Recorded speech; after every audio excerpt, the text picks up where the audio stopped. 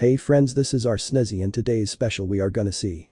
What if Goku x Azula were fire twins part 2? Sorry for disturbance, you skipped 20 seconds from here. This note for author of the fanfiction. I have given credits to author and description of the video by if the original author wishes to reclaim copyright or remove this video, I kindly request before giving copyright strike. Please contact us using the information provided in the pinned comment. We respect and acknowledge authorship rights. And I will delete that specific video by myself. Thank you. Fiction start from here. The Chin village is a very peaceful place. It has flourished in the agriculture field, but it has failed to add itself to the United Republic. Still, it has become the point of commerce for the Earth Kingdom and the Kyoshi Island. In the center of the village, there is a plaza where the commercial district is. Once a year, they held the Avatar Day festival. It was a peaceful day, with sunny weather. The people of Chin village were having a normal day until a big explosion happened. 2 spheres fell from the sky and made 2 craters in the plaza. People were scared and started to run from the place. The guard arrived and they stood at the edge of the craters. Suddenly the spheres opened. One of the guards flinched at the sound of the opening of the sphere. From each sphere, a man came out. One was big and bald, he had a thin mustache. He was wearing black and yellow armor. The other was a short man. He had black hair that was standing up as if it were flames. He was wearing white and yellow armor and under it a blue body cloth. Both men were wearing a strange machine in their left ear. That machine had a crystal that went to the front of their eye. The 2 men started to float in the air. And while doing it, the short one drew a smirk. Look, Vegeta. They came to give us a welcome. What a bunch of noisy insects. Let me take care of them. After that, the bald man lifted 2 of his fingers. After that, a bright light blinded all of the people and then an enormous explosion happened. The bald man started to laugh. When the air dissipated, the other man talked. Damn, Nappa. Don't go and destroy this planet. We should be able to sell it for a good price. Sorry. Forget about it. Let's search for Kakaroto. Once he is dealt with, we shouldn't have any opposition. With that, Nappa and Vegeta pressed the button of the machines in their ears. A noise came from them and some symbols were displayed. Well, this is strange. Several readings that over 1000. Don't worry about it. Just search for the highest reading, it seems that we are in luck. All of them are already gathered together. Vegeta and Nappa started to fly in the direction where the machine of his eye told him. This can't be. It hasn't passed a year. Said Azula while standing up from the ground where she was meditating. In front of her were Goku and Tom Tom. Tom Tom, go back to the city. No, I want to fight with you. I am not going to say this again. Go back. Tom Tom flinched. Then he started to run in the direction of the city. A few seconds after that, Toph and Aang arrived where Goku and Azula were. Aang looked a little confused. Even when the training of Goku and the multiple tips of Toph, he couldn't learn how to feel the presence of the others. Still, Toph was his friend and she alerted him that the Saiyajins had arrived. Aang, after all his training, was confident that he could be able to defeat them. And most importantly, save everyone, even the Saiyajins. But his confidence vanished when he saw the face of Goku, Azula and Toph. They were frowning and he could swear that they were sweating and shaking. He could not calm himself. But then he saw Goku taking his heavy clothing. Azula was already without it. Toph did the same.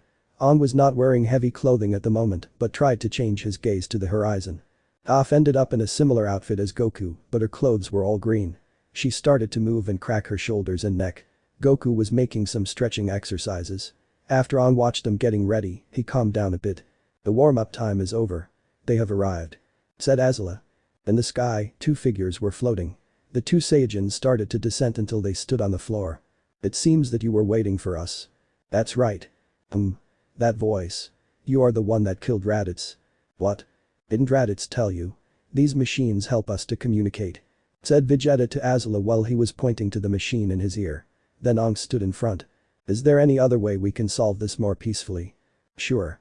You gave up and we killed everyone without you resisting, but where is the fun in it? Aang frowned at that answer. Nappa smirked and then pressed the button of the machine in his ear. 1000, 1220, 1500 and 2000. Idiots.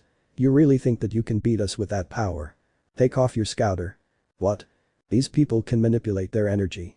These things are worthless to us now. You're right. That weakling of Raditz was killed because he depended too much on these things. Weakling? Aang could not believe that they were referring to that other Saiyajin as a weakling. We should test them before fighting them. Nappa, do you still have the Saibaman? You really like to play. Azula and the rest looked at them without knowing what was happening. Nappa took a small glass jar and took 6 seeds from it and then he sowed them. Toph started to look green. She grabbed Goku's clothes and started to resist her urge to puke but couldn't. She turned to her back and threw her breakfast. Suddenly, from the earth, green creatures started to pop out. The creatures looked humanoid, they had big heads and red eyes. Their hands and feet had only 3 claws. They were rather short. Those things are disgusting. Can't imagine what you saw down there. Goku tried to be empathetic to Toph after she threw up some of her food. Right after this, Suki, Katara and Ty Lee arrived.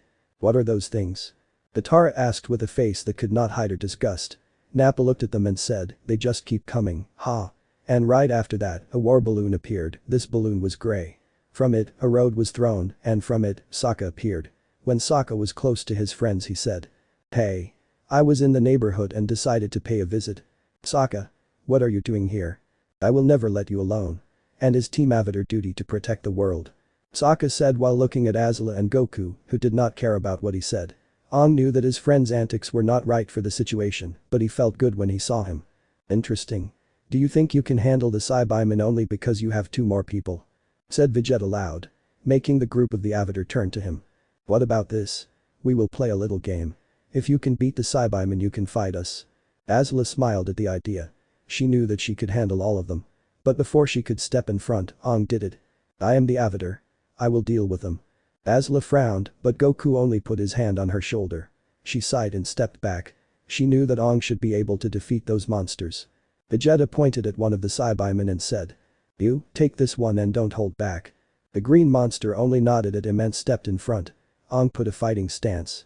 Suddenly, the Saibamen started to run to him. Aang used his glider in air to bend the air to send flying the Saibamen.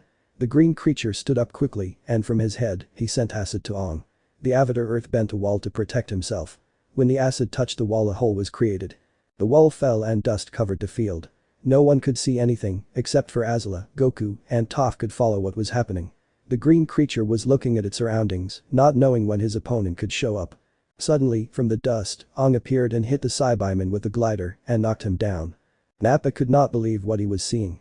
A Saibaman was defeated easily. A Saibaman, who is as strong as Raditz, the same person they have difficulties killing. In contrast, Vegeta was with a smirk on his face. He was pleased that his opponents were not a bunch of weaklings. The Saibaman started to stand up again. Looking to attack Aang from behind. Toph warned Aang, and he turned to see the Saibaman, but what he saw surprised him. The short man sent a beam to the Saibaman from the point of his fingers. And when the beam touched the creature, it exploded. But, Vegeta. Why did you do that? That Saibaman underestimated his opponent. I said to him to don't hold back. Aang could not react to that. His eyes were wide open, his legs started to shake. He frowned. Why? Why will they kill their own people? Thought Aang. The malice of those men was beyond his imagination. Azula, unlike the rest of her battle companions, was more at ease.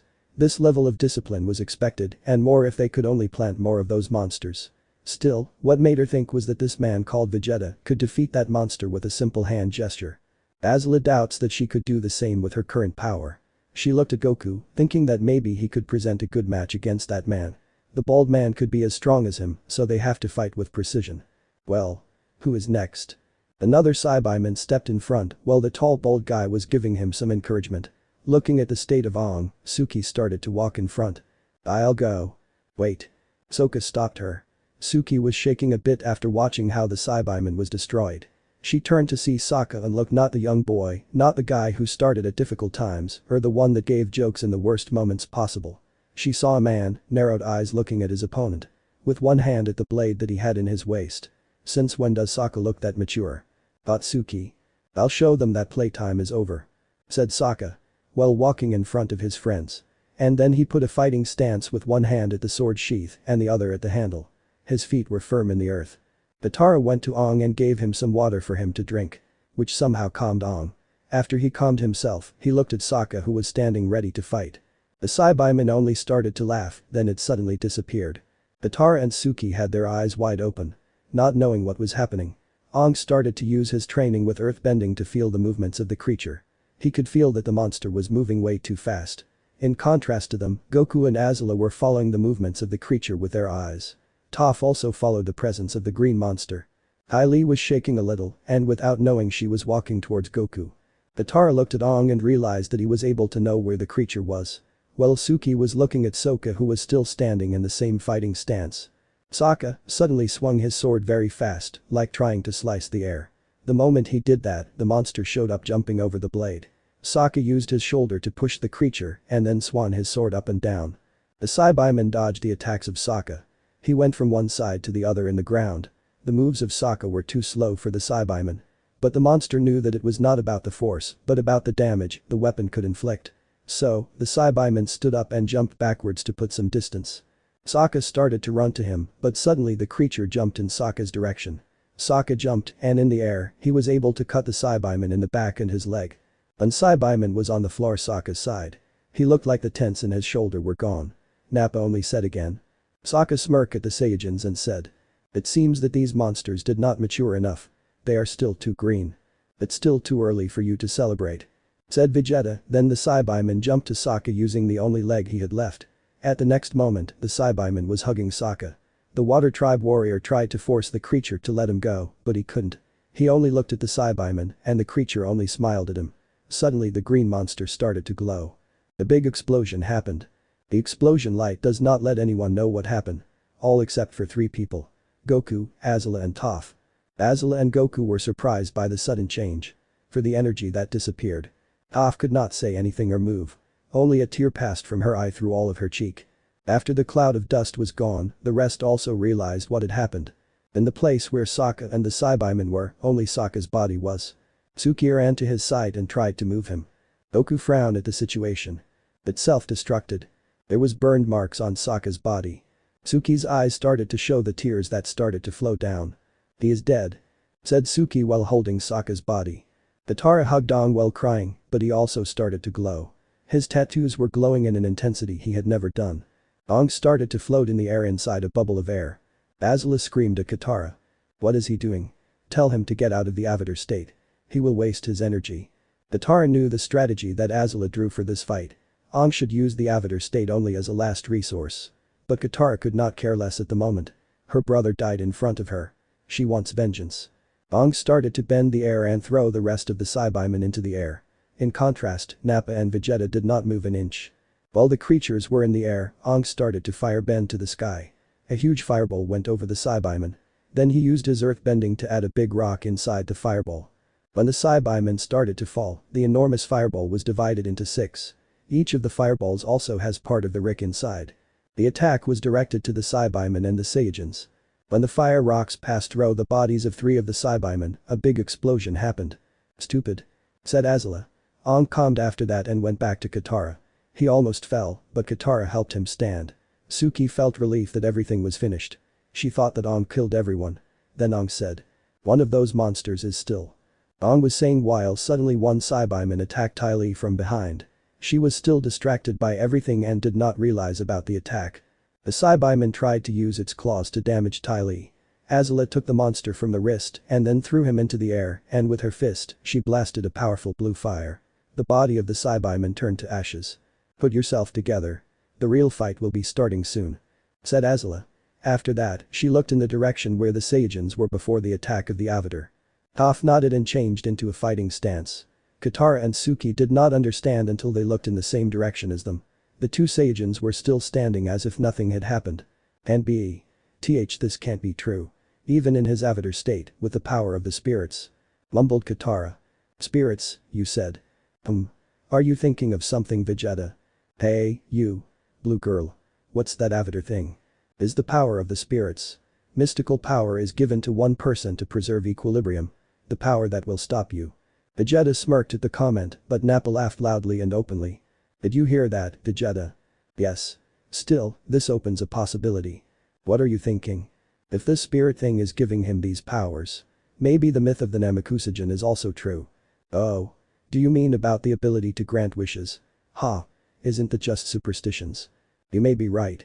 But we do not lose anything by investigating things out. Of course, after we are done dealing with this planet. Well, we didn't have anything to do after this.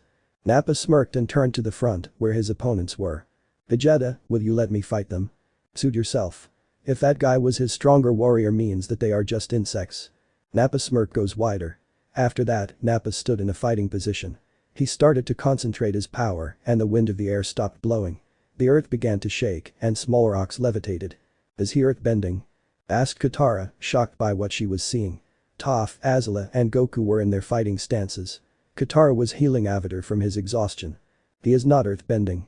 He is just expelling his energy. Said Toph. Ty Lee's eyes were wide open. Suki was frowning, but her eyes were still full of tears. Suddenly, a pressure of air came from where the Saiyajin was. Nappa relaxed and looked at the remaining enemies. He started to run with great speed to where Aang and Katara were. The wall of earth appeared in front of him. Nappa passed the thick wall, but when he was at the other side his objectives were not there. He looked to his sides and then he found them a little far away. Goku have Katara and Aang in his arms. After that, he left them to stand by themselves. Katara was confused. She did not realize when did Goku took her and Aang. She wanted to shout at Goku for carrying her without her consent, but she saved the yell for another time. For his part, Goku was with a stern face looking at Nappa. Suki grew impatient. Sadness, confusion and anger. She was with these overwhelming feelings. Rage made her run to Nappa. She knew that Nappa was stronger than he.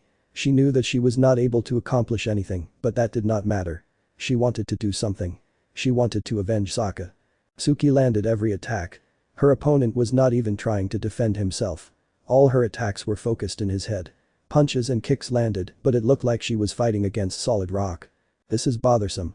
Said Nappa before stopping a kick when he grabbed Suki by the ankle. Nappa laughed at her, which made her angrier, but she couldn't do anything, so she spat in his face. Nappa frowned at the disrespect and threw her to a wall of earth. Suki's body passed through the wall. She tried to stand up while coughing some blood. Nappa looked at her and prepared his next attack. Suki's legs were shaking, she was weak, and she knew she was not a match for him. She wanted to do something for Sokka. How many times he asked me out on my days off, but I refused because of training. How many times did I decide to be Zuko's personal bodyguard instead of leaving the work to another person? I am sorry. I never wanted us to be separated. But maybe in the afterlife maybe we can stay together. Suki's train of thought was happening as she was trying to stand up. She was with tears in her eyes but with a smile on her face. Nappa opened his mouth and a bright light appeared from it. His energy arose and it was noticed by Goku and Azula. Nappa, in can-do his technique, was without his guard up. At the opportunity, Azula just smirked. Before Nappa could launch his attack, Toph appeared under him and kicked him up in the jaw. The attack was blasted to the sky with his mouth shut, destroying his frontal teeth. Toph continued her attack and kicked him in the legs and made him kneel down. She proceeded to punch him in the neck to make him put his hands on the floor. Then she earthbent and trapped his hands and legs. Nappa was furious about the attack. He broke free himself when he expanded his energy and went directly to attack Toph. She smirked at the actions of the bold Saiyajin. His movements were slower than before and she could easily predict each movement with her earthbending. Suki and Katara's eyes were wide open. Katara hope rose to the skies. She looked just like when she used to be in the Earth Rumble. She was again the blind bandit. Confident and strong. Aang only could smile at the scenery. His earthbending master, his personal friend, she was showing up how fight should be. Ty Lee could not believe what she was seeing. She realized the difference between herself and Toph, but she could not stop wondering about Azula and Goku's true power. Ty Lee turned to see Goku, but he was no longer next to the Avatar, and Azula also disappeared from her side. Toph was still dodging Nappa's attacks and punching him from time to time. Then, after a punch, she dodged him and used that moment to grab Nappa's tail to make him spin. She threw him into the air where Azula was, who attacked him right away with fire bending in her punches and kicks while in close combat. Due to the fire bending, Nappa has a hard time seeing how was he attacked.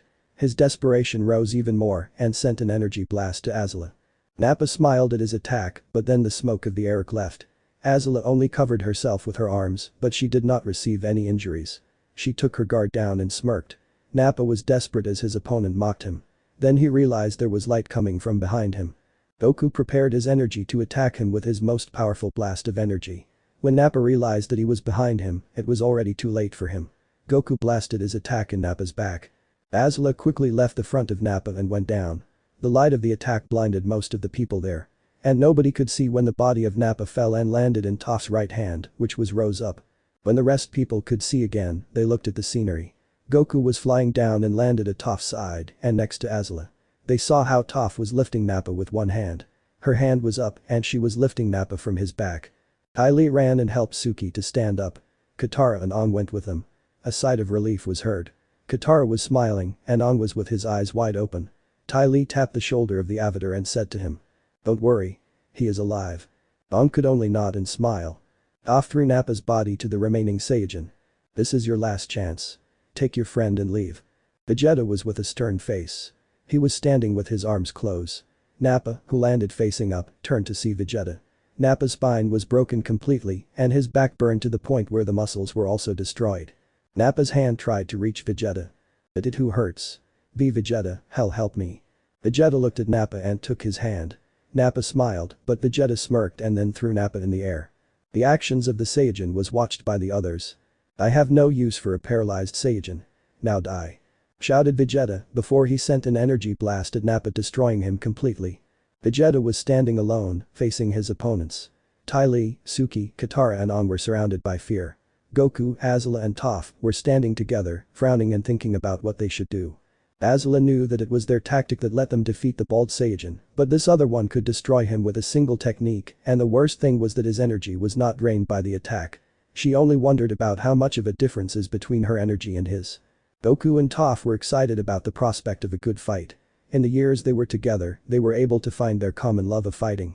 But they realized that in the current situation, the problem was way too big to let themselves. They should not go with their desires for a good fight. They needed to defeat Vegeta. Goku knew that his sister could come up with an idea to defeat him. But with the current state, he doesn't think Azula knows how to deal with the remaining Saiyajin, yet. He has shown that his power was even greater than the previous one. Let me start the fight. Said Goku to Toph and Azula. Azula was worried, but she understood right away. He said start, he wanted them to watch the fight too, can come up with a strategy to defeat him. Both Azula and Toph nodded at him. Azula stepped back and turned to see Aang. She frowned and said. All of you may go. What? We are here too. You already use your avatar state and you could do nothing. What you do now is just get in the way. All of you. It was getting late, but the battle was going to start. Ty Lee decided to help Suki and take her to another place. Suki refused at first, she wanted to take Sokka's body, but Ty Lee convinced her otherwise. Goku stepped up and faced Vegeta. The short Saiyajin smirked. So, it is you Kakaroto. A low-class warrior against an elite class. Hahaha. I have defeated multiple times those who call themselves elite warriors. An elite warrior from this planet cannot be compared to the Saiyajins. Shortly after we are born, our battle aptitude is put to test. The scum who score poorly is shipped off to planets with the weakest inhabitants. Just like you were. And as a result, I was sent to Earth. I am grateful that I wound up here. But let me tell you that power is not everything. Nice attempt at a joke. Let me show you a wall you will never climb without real power. After that small conversation, Goku and Vegeta put a fighting stance. Suddenly both of them disappeared. Katara and Aang tried to search where they were but to no avail. Azula, who has her arms crossed, was looking at the sky, frowning. Goku dashed to Vegeta and started to attack him, but he could not connect his attacks. Vegeta blocked each one of them, but at the same time, Goku also stopped Vegeta attacks. The difference was that Vegeta was not fighting at his full potential. He was playing with Goku, and Goku realized that. Even when he knows that the world is at stake there, Goku couldn't help but smile. Exciting combat is in front of him, with an unknown foe. Goku tried again, and the same result. None of his attacks landed, and Vegeta started to smile. Then Vegeta sent a small blast of energy, but Goku was able to dodge it. Vegeta smirked and said. Good, you could at least dodge that. But you have to do better if you want to entertain me. Let's try again. Vegeta went against Goku again, but this time Vegeta was faster. While Goku could block some of the attacks, the ones that landed were direct to his torso. Goku jumped and blasted his energy close to where Vegeta was. He did it to put some distance, but it did not work. Vegeta recovered himself fast enough to can jump and go against him. When Vegeta was close to Goku, he just kicked him and sent him to the ground. Goku fell heavily to the ground. And Vegeta only smirked. Is that the best you can offer? Goku stood up again. Vegeta then looked like he was preparing something. Then a light was started to show from his hands. The ball of energy was sent to Goku. Toph used her earthbending to move Goku from his position. Goku jumped high, only to be received by another ball of energy. Goku could barely dodge it. Azula appeared behind Vegeta and grabbed him by the tail, but Vegeta only turned around and kicked her. You didn't think that I was as weak as Raditz, did you? While Vegeta was distracted by Azula, Goku appeared and kicked him to the ground. Vegeta was able to recover very quickly, and on the ground, Toph was waiting to attack Vegeta. She ran and attacked him right away, but again Vegeta could block all the attacks of Toph. Vegeta punched Toph in the stomach, and with a kick, he sent her to fly. Goku and Azula arrived right away and continued attacking him. Toph landed on a wall of earth, and her body passed through it. From there, she started to aid Goku and Azula with her earthbending. Unfortunately, Aang was unable to realize that. He saw how Toph landed on that wall of rock and that she had not moved since. Goku and Azula are doing their best, but it was clear as a day that Vegeta was playing with them. Aang was unable to see that the earth around them moved to give them support. Every time that Goku and Azula were thrown away, a small platform of earth appeared on their feet to assist them. It made them gain balance and launch into the battle again. Aang thought that another person had fallen. Aang felt that he was useless, unable to defend his friends. Then he saw how Vegeta threw Goku and Azula away. I am getting tired of both of you. It's obvious that you are not good enough. But you entertain me. For that, I will show you the power of an elite Saiyajin. Suddenly the weather changed. The earth started to shake, thunders were created. Move away from him. Screamed Goku, and Azula obeyed him. Then after a loud shout of power from Vegeta, a crater was made. Ai Li was close to the city of Tuzin. She could see in the distance the city. Then felt immense energy that came from the battlefield. She turned to see in the direction with a worried face. Suki frowned at the image. A big black cloud was formed around the place where the fight was supposed to be. Ai Li turned to see the city and saw that there was some commotion due to the earthquake. Vegeta was floating over the crater. It's over Kakaroto. Suddenly, Vegeta went against Goku at a speed that even Azula and Goku couldn't see. Vegeta appeared at Goku's back and kicked him. Goku recovered, but Vegeta was again in front of him and he hit him with a headbutt. While Goku's body was still in the air, Vegeta punched him with an elbow. Goku was able to recover before he hit the earth and thanks to Toph, he was able to impulse himself to one side. Azula distracted Vegeta with a fire disc she created with a kick. Vegeta could dodge the attack and then launch a powerful blast that Azula barely escaped from the impact. Unfortunately, her left shoulder was damaged and because of that, she ended up falling. Aang saw everything. Not even the fire twins could stand a chance, Sokka died, Toph was no longer there and he could only imagine that the worst happened to her. At that rate, the world was doomed. Everything was his fault. Suddenly Aang started to glow again. Katara screamed to him to calm himself. She knew that Aang was still weak after the last sudden avatar state. But this time, Aang was different. Around him, not only was air, he firebend, he waterbend the water of the air, he earthbend the ground bended him. Vegeta was surprised by the sudden change in his bold opponent. Then in a fantastic speed, Aang went directly against Vegeta. The Saiyajin tried to receive him with a punch, but Aang dodged it and grabbed him from that arm and sent him to the sky, and a big fire blast came from his hand. Vegeta covered himself, but he was burned in his ear and his gloves and part of the pants looked that damaged by the fire. When he removed the arms from his face, he saw that Aang already was in front of him and then he kicked him in the jaw and that kick sent him to fly. Vegeta recovered himself in mid-air. The Saiyajin was furious and when he saw that his opponent went against him, Vegeta sent an energy blast, but Aang changed his direction. The Saiyan tried again, but Aang's speed was even faster and he appeared behind Vegeta. The Avatar used air bending to send Vegeta against the ground. The Saiyajin fell heavily to the ground, then earth covered him and the Avatar sent a big flame against him. Vegeta was able to break free, but while escaping, his back was burned. The Avatar saw him moving and went against him. Vegeta did not know how to approach him. The bubble of air was also surrounded by earth, fire and water. While thinking about it, his opponent could water bend and trap him with the water and send him against the ground again. His hands and legs were trapped again by the earth. Vegeta was angered. He broke free again and put a greater distance between him and the Avatar. Bastard. I refuse to let this happen. I am the price of the Saiyajins. I will not be defeated by a human of this race. The Saiyajin screamed and then he felt something that was running close to his mouth. When he cleaned it up with his hand and looked at it, he realized that was his blood. Ah. Your insolence will cost you this world. I will blow this planet into a million pieces. Vegeta was in the sky preparing a ball of energy with his hands. Goku and Azula, who were looking at everything, could not believe the amount of energy that was accumulated in the hands of Vegeta. The Avatar started to cover himself with rocks until he formed a big ball of earth and then he went flying towards Vegeta. Wait, do not do it. Screamed Goku to Aang, but he was not heard. Katara was with her hands together, like prying for Aang's safety. Azula, who was with Toph, was looking at the Avatar while he was flying with all his strength to where the Saiyajin was. All of you will be destroyed together with this filthy planet. Jairiku HM. Vegeta shouted and released his attack, but Aang was already close to him. In his anger, Vegeta did not care about it and when the attack touched Aang that was in a short distance, a big explosion happened. Suki was already in the city and was taken care of by some healers. After the last earthquake, many people were injured and healers began to work on the street to help as many people as they possibly could. Suki was sitting in the street, leaning her back to the wall of some building. Ty Lee standing next to her, and both of them saw the bright light coming from the battlefield. The man riding a mongoose lizard looked at the sky and then he kicked with his heel so the animal could go faster. Due to the bright light, no one could see what exactly happened. The rocks that covered the avatar fell in different directions with amazing speed. Toph created a small cover for Katara with her earthbending. Azula protected herself and Toph with her firebending. Goku did not need to cover himself, but he was without words. The avatar did all he could to stop the Saiyajin and to protect the world. Two can do it, he paid the ultimate praise. The avatar was dead. Katara left the cover Toph did to her and looked at the sky, but not the Saiyajin, nor Aang was there. She started to look around and saw where a small crater was, and inside it was Aang. Katara only could go and hug him. Azula was still with a stern look, as Toph was. They realized that the avatar put himself to protect everybody, but they still could feel the energy of Vegeta. It was weak but was still there. We should be able to take care of him ourselves now, said Toph with tears in her eyes. Azula nodded. That damn fool. He really could damage me. Vegeta barked with anger in his voice. Frowning, covered with dirt and blood.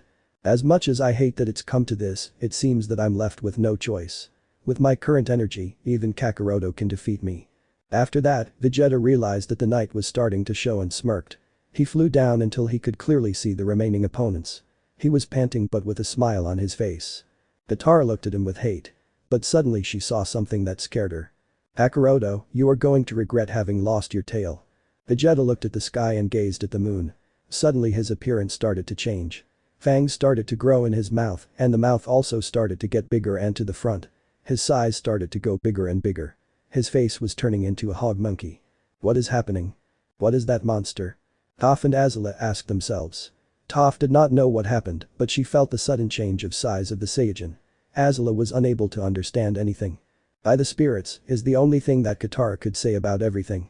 Vegeta looked at Goku and realized the confused face and said. What do you think, Kakaroto? Impressive, isn't it? I'll let you know something. Lil Zeruka let you increase your power 10 times. Goku could only frown at the current situation. Azula fell to her knees after she felt the energy of Vegeta transformation. Toph tried to think of anything that could help, but she had nothing. She was never the brain of the group and at the thought, she turned to see Sokka's body. Everybody, spread. Toph, help Avatar's wife. The orders of Goku made Azula react. Suddenly Vegeta started to attack all of them. Goku was running to different sides. Although the big Saiyajin was moving slower than before, it was still fast compared to a normal fighter. When Azula and Toph moved from their place, the foot of Vegeta stomped. Toph took Katara and also Aang's body. She moved them to a greater distance than she could at the back of the giant hog monkey. Meanwhile, Azula and Goku were distracting the Saiyajin, but Azula was hit by Vegeta and Goku could not help but worry about it.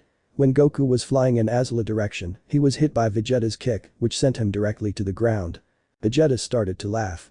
And in his current, the sound of the Saiyajin mockery was loud and echoed strongly. Azula was getting up and saw how Goku was grabbed by the giant hog monkey hand. Let go my brother. Screamed Azula and launched a powerful fire attack to Vegeta's right eye. The damage of the eye made the Saiyajin let Goku off. Goku was hurt, but he could stand and run through Azula's location. Goku was panting heavily.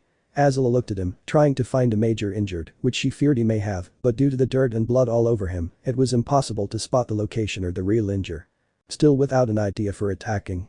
Asked Goku trying to clear Azula's mind. She, instead of answering, was still worried about Goku. Then Toph arrived with Katara by her side. I have one. Everybody turned to see Toph. A moment ago, he said that you will regret losing your tail. Which means that his transformation is related to it. So, the only thing we need to do is to cut his tail. Sounds good. Did you also plan on how to do it? I am not against your plan, but I and Goku cannot go that close. And even in this form, he is still fast. In fact, I did. Toph said and turned to see Katara. The waterbender was confused. Katara, you will use your blood bending against that monster. Katara's eyes went wide. She promised Aang and herself to never use that bending again. Sokka forbade her to use that bending in front of the fire twins, as it would be their secret weapon. But none of them was anymore. All because of that man. She squeezed her fist and nodded. The three put themselves in different positions and let Azula and Katara be hidden. Azula, in the plan they created, was the one who had to cut the tail. Vegeta was regaining his vision. He was only using his left eye to see. With a burst of anger, he launched an attack against Goku, who was barely dodged. Toph created a platform and went up. She did not want to leave the ground. So once she was at the same high as the Saiyajin, she used the same platform to send rocks that have the shape of spikes. All the attack was aimed at his head. The giant hog monkey got covered his face, and then with a swing of his arm, the platform was destroyed. Before falling, Toph used the rocks to send a giant disc to his throat. Vegeta covered himself from the attack. When the Saiyajin looked where the green robe woman was, but he did not find anyone. Suddenly he saw a light coming from his right, and when he turned to see what was happening, he saw Goku preparing an attack. The giant Saiyajin smirked and jumped like trying to step over Goku, but he stopped in the air. Well, what? Vegeta did not know what was happening. In Goku's right side was Katara. She was using all her strength to make the blood bending. She has already bent an enormous amount of water, but never this amount of blood. Azula started to run and jumped high and spin in the air. In her spin, she firebend with her feet and a disc of fire went directly in the direction of Vegeta. The fire disc went directly to the tail, but it only went close to it. The tail moved up and dodged the disc. The tar ran tired of the bending and could not hold it any longer. The Saiyajin landed on his feet. You're full of surprises. But none of your tricks will help you. Vegeta then turned to face Katara, tried to punch her with his giant fist. Goku was able to help her to dodge it, but the punch was too close and the pressure of the impact of the fist and the field made Goku and Katara fall in different directions. You again, Kakaroto. If you really want to die first, so be it. Vegeta, this time, only walked in Goku direction and raised his foot. Katara heard and saw everything. At that moment, she remembered how the Fire Nation took her mother. She remembered how many of her friends were captured in the invasion of the Fire Nation. She remembered the fear she had of Goku when she saw him firebending in the eclipse. She remembered how easily she was defeated by him when she fought him in the Fire Lord mansion. She remembered Aang. She remembered her husband. And remembered what he said to her about Goku. Well, he is kind of a funny guy. If other were the situation, I bet we would have been best friends. I mean, his name is similar to Roku, my past reincarnation. Maybe that's a clue from the spirits or something. Katara stood up and bloodbent again. Vegeta was stopped again, frowned, and then he smirked. From his mouth, a light was forming, and it was obvious to Katara that he was aiming at her. Katara closed her eyes. She knew that she could not do anything else, but then the eye of the Saiyajin went wide open. The energy on Vegeta's mouth was no longer there, and suddenly a loudly sound of something heavy falling was heard. From behind the Saiyajin, Zuko appeared. In each hand of the Fire Lord were swords. Goku got himself up with help of Toph, and Katara went with them. Katara was very tired from the blood bending. She hasn't trained her blood bending, and her water bending is used only for her everyday course. Azula spat at the sight of Zuko, but could not feel more than happy about his sudden appearance. Thanks to him, Goku is still alive. Damn it. I did not know that there was another insect around. Said Vegeta while panting heavily. He had transformed himself into his normal form. Enraged by the situation, Vegeta started to look around. He saw the man with the swords in his hands. He was standing there like waiting for the attack. Get away. Screamed Goku, but Zuko's pride and ignorance of his opponent's strength made him stay. Vegeta ran where Zuko. The Fire Lord used his swords to cover the attack, but the fist of the Saiyajin broke them and the fist went directly to Zuko's stomach. Zuko was gasping for air. Vegeta only took him from his clothes collar and then headbutted in his forehead, making the Fire Lord start to bleed. The Saiyajin frowned and tossed Zuko to the ground. To think that a weakling like you made such an offense to the prince of the Saiyajins. Said Vegeta while preparing an attack, but Goku stood up and attacked Vegeta, and with a kick, he sent him to fly, but Vegeta recovered himself. Goku tried to continue attacking, but his moves were slow, and the Saiyajin could kick him and send him away. While Goku and Vegeta were fighting, Toph went with Azula. We should help him. We should, but we also need to buy time for Goku. Azula turned to see Toph. She read between her words and realized something. Azula smirked and said. Another plan? Yeah. First time I heard a plan from you, and now you have two. Maybe you were the Avatar's brains behind the scenes. Maybe I was. Toph smirked at the comment. We need to buy some time for Goku. He has an attack that has the power of the Avatar. What? Why he didn't use it? In his words. It's way too strong to fully control it. Azula frowned when she heard the reason. Toph continued talking. It will be almost suicidal, I know. But there is no other way. We will defend this planet or die trying. Azula chuckled at her own comment. She never thought that she will be in the position of a hero, similar to the Avatar. I will distract the bastard. You go with Goku, tell him to prepare that attack. Toph nodded and ran alongside Azula, where Vegeta and Goku were. Azula kicked Vegeta in the head and continued her attack. Goku was going to follow, but his feet were trapped by the earth. Toph arrived and removed her earthbending from his feet.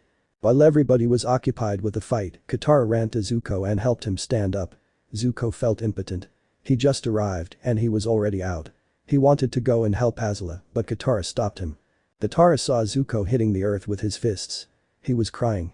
"I can't believe myself. The moment he broke my sword's eye I froze. It was like facing my father again. I couldn't do anything." "That is not true. You save your brother's life.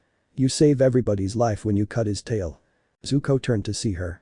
She was full of tears but with a smile. He wanted to ask the whereabouts of Aang but stopped himself. He looked around and saw the multiple craters around. Katara turned to see the rest and Zuko followed her gaze. Zuko and Azula were confused. They could see that Toph and Azula were fighting, but Goku was standing in another place. He was with his hands in the air and with his eyes closed. Goku was concentrating himself to create the attack. He would be able to create it only once, and it was a small version. This time he knew that will only have one opportunity and should not waste it. He focused on himself to use the energy of the forest nearby, the energy of the city, the energy of the desert, the energy of the animals and humans around. He was careful to bring enough to defeat Vegeta and probably kill him. He was also careful to not take more than he is capable of controlling. After a couple of minutes, Goku felt that he had enough energy and opened his eyes. He looked in the direction where Vegeta was. Unfortunately for him, he was too tired. He did not have enough confidence to launch the attack while Vegeta was still moving and Azula and Toph were close to him. Katara saw Goku. In his hand was a blue sphere. She could only deduce that he wanted to launch it against the Saiyajin. She looked at the Saiyajin and realized that he was able to defend himself against Toph and Azula. She had some water that she planned to use on Zuko but decided to use it to attack Vegeta. She ran where Toph and Azula were. Once she was close, she used the water as a whip and attacked the Saiyajin. Azula, due to her exhaustion, could not use her firebending and was only fighting with her legs and fist. Toph could not concentrate enough to can earthbend and only used it to locate her opponent as this part of her earthbending was part of her nature. Vegeta was tired but with enough energy to fight this opponent, but with the third person, the pressure became even higher. Katara used her water and created spikes of ice. Azula and Toph move away. Vegeta, when he saw the spikes, decided to jump. Goku was watching everything and saw Vegeta jumping to dodge Katara's attack. Goku took that opportunity and launched his attack. "Take this."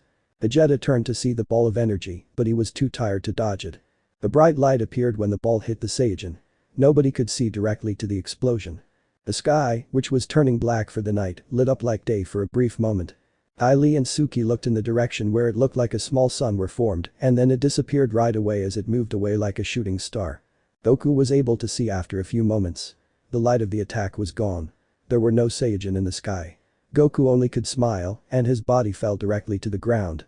Katara also looked at the sky and when she did not see her opponent, she drew a smile. Zuko did not know what happened, but one thing was sure to him. The Saiyajin was no more. Azula and Toph were panting heavily, but both of them were frowning. They could feel the energy of Vegeta, but he was too far for them to go after him. Vegeta was injured badly. But what was worst for him was that he was defeated by the attack of a low-class warrior. The planet was full of weaklings, but he was defeated. He landed in a desert where only sand was around him. He does not know in which direction are his opponents. But the worst was that even if he knew, he won't be able to kill them, not with his current state. "Damn it!" screamed Vegeta. He was still panting heavily. Then he took a small device from the inside of his armor. He pressed some buttons and then put it back inside his armor. "To think that I'd be forced to run away," said Vegeta while clenching his fists. Azula and Toph were still deciding about searching for the Saiyajin or not when suddenly, in the sky, they saw a sphere moving quickly in the direction where the energy of the Saiyajin was. Zuko and Katara also saw the strange sphere and looked in the direction it went. Zuko saw Azula, who was frowning. After the sphere passed over them, a few seconds later, the energy of the Saiyajin was not there anymore. Azula and Toph thought that the Saiyajin escaped, but at that point, they couldn't do anything. Toph exhaled the air she didn't know she was holding. Katara and Zuko get close to them, but Azula left them and ran through Goku. Toph smiled when she realized the sudden caring side of Azula. "We should be heading back to the city." Toph walked side by side with Katara. Behind was Zuko, who was trying to check on his siblings who went directly to the city. Azula was helping Goku with one of his shoulders, but then Goku fell to the ground as he suddenly lost all his strength. The battle took a lot of Goku's energy. He used all his energy left in the spirit bomb. The injuries did not help him at all, and due to the damage, he lost consciousness. Zuko saw Goku falling and went to help. Azula frowned for the help of her older brother, but said nothing. Her worries were in Goku. "Wait a moment, please." Zuko left for a moment and then he came back with a mongoose lizard. He put Goku over the animal and gave the reins to Azula. Azula did not take the reins from Zuko's hand but from another end and walked in the direction of Tuzin.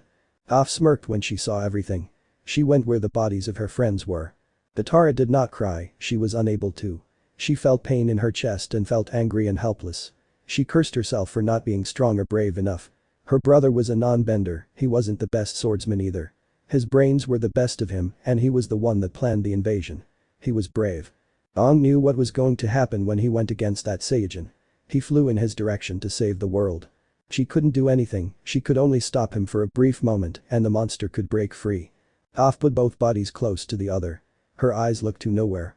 Being blind did not help her friends know what she was looking at. Katara. Do you still have energy?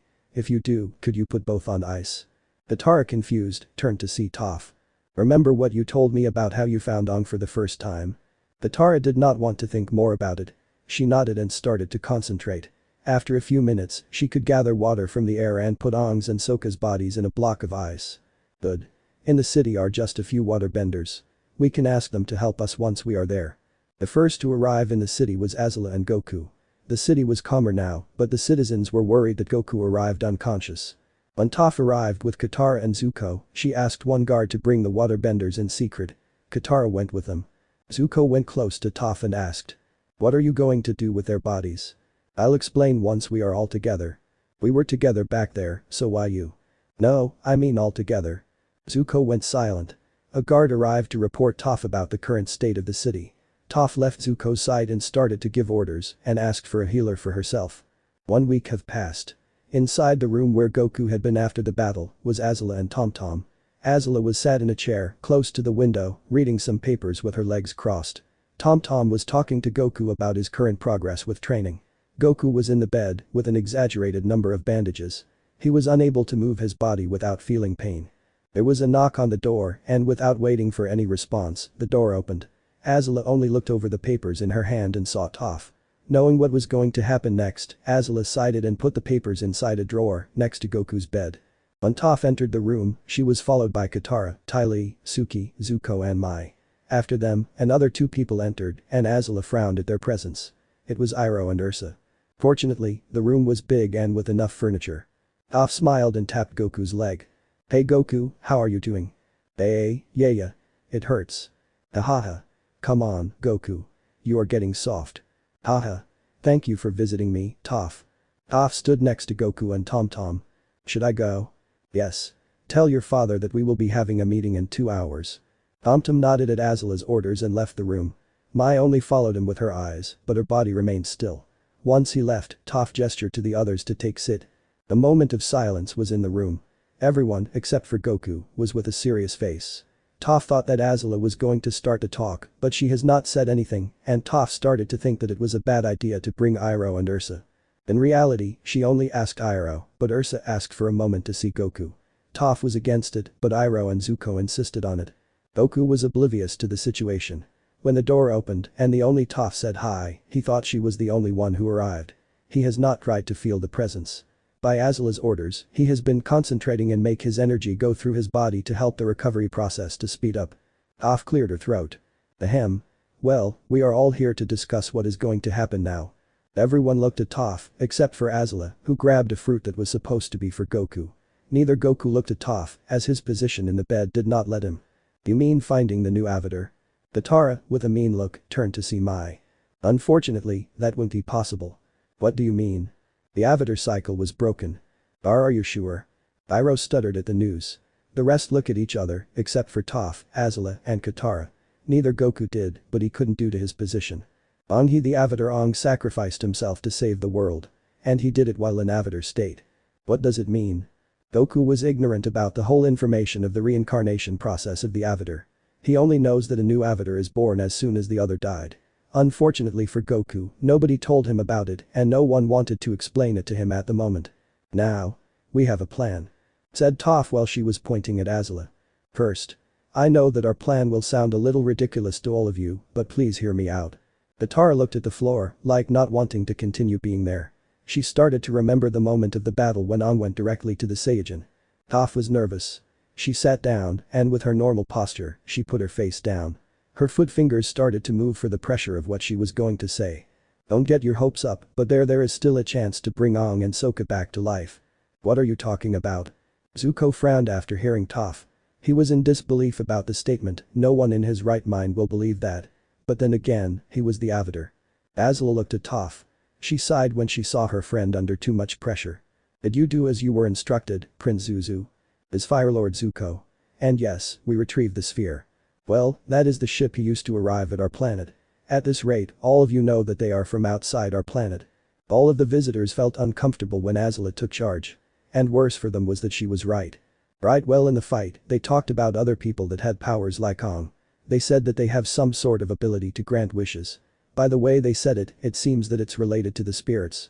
So what we have to do is go with those people and ask them to bring Sokka and Aang back with the power of the Avatar. Toph concluded and sighed. She felt like a big pressure left her shoulders. Iroh started to caress his bear and said, well, if there are other people in the stars, it may be normal that there will be spirits also helping them. I would want to meet them. Katara stopped looking at the floor and gazed at Toph and Azula. Her eyes stopped when looking at Azula. She was the image of the enemy, she and her brother. She is the same person that attacked them and cornered Aang in this exact city. She is the same person that nearly killed Aang in Ba Sin Sea. And now is the person that came up with a plan to bring him back. Mai did not support the idea.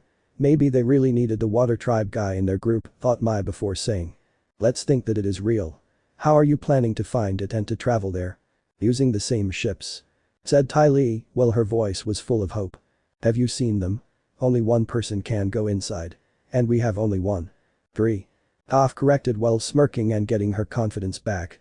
As you said, only one can enter those ships. And 4 of them have arrived on our planet so far. 4. All the visitors, except for Katara and Suki, asked screaming at the same time. Yes. So far, we have located 2 of their ships. The third is in Wan Shai Tong's library. For that reason, we need to keep the bodies in the best condition possible. Who is? Goku. Now continue. Suki answered the question Mai was going to ask. She wanted to know the details and find a way to bring back Sokka. Mai gave her a mean look, but Suki did not care. Right. Well, at the moment, we need to cover up the imminent problem of the nations and select who is going to go.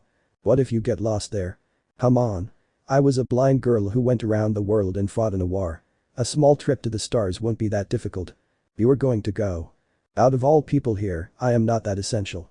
Zuko needs to rule his nation, Katara needs to cover up Aang and Sokka's job, and Azula needs to run the city.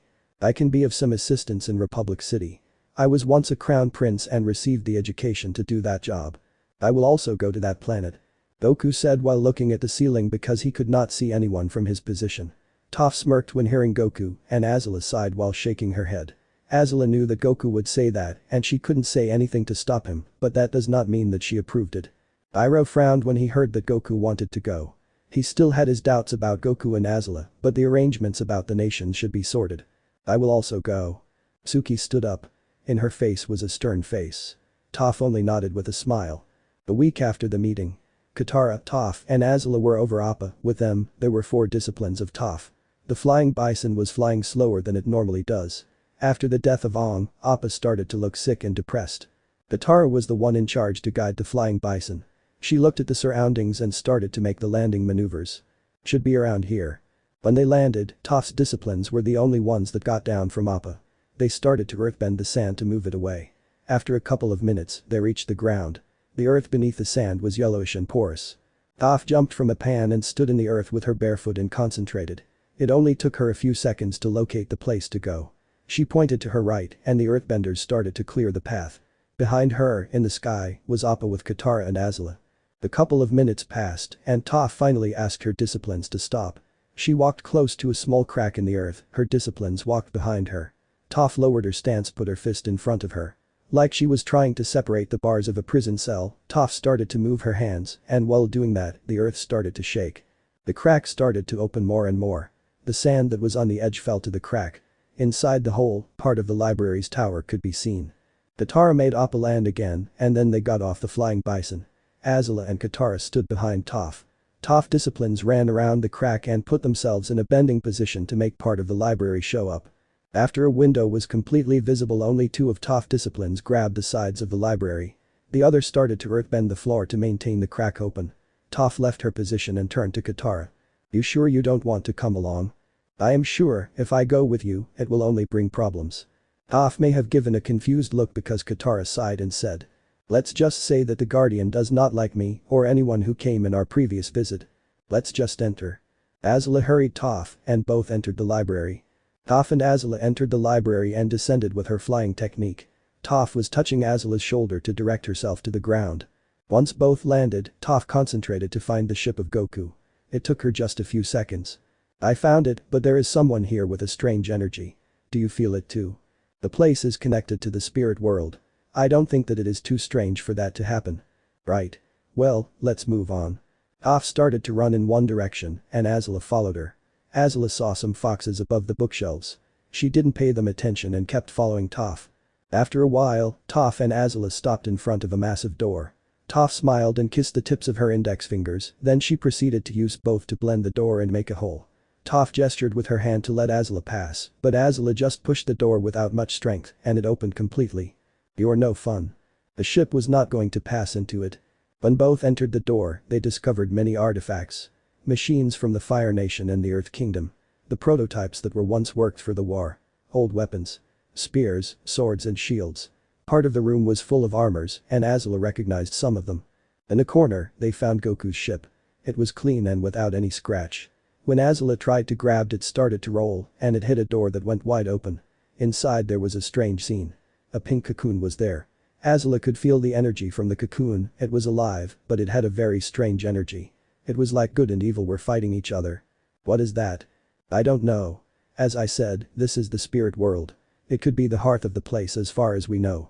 We don't have much time, your disciplines can't hold the place all day. Toph grabbed the ship and used her metal bending to make it stay in her hands. When they were close to the bridge near the window they came from, a giant bird appeared. What do you think are you doing, thieves? Thieves? You are the one who stole this from the military base of the Fire Nation. That is a ball of the skies. A fallen star. And it belongs to the library. That is not a falling star. But of course, what can I expect from a bird brain? I will not allow such an insult.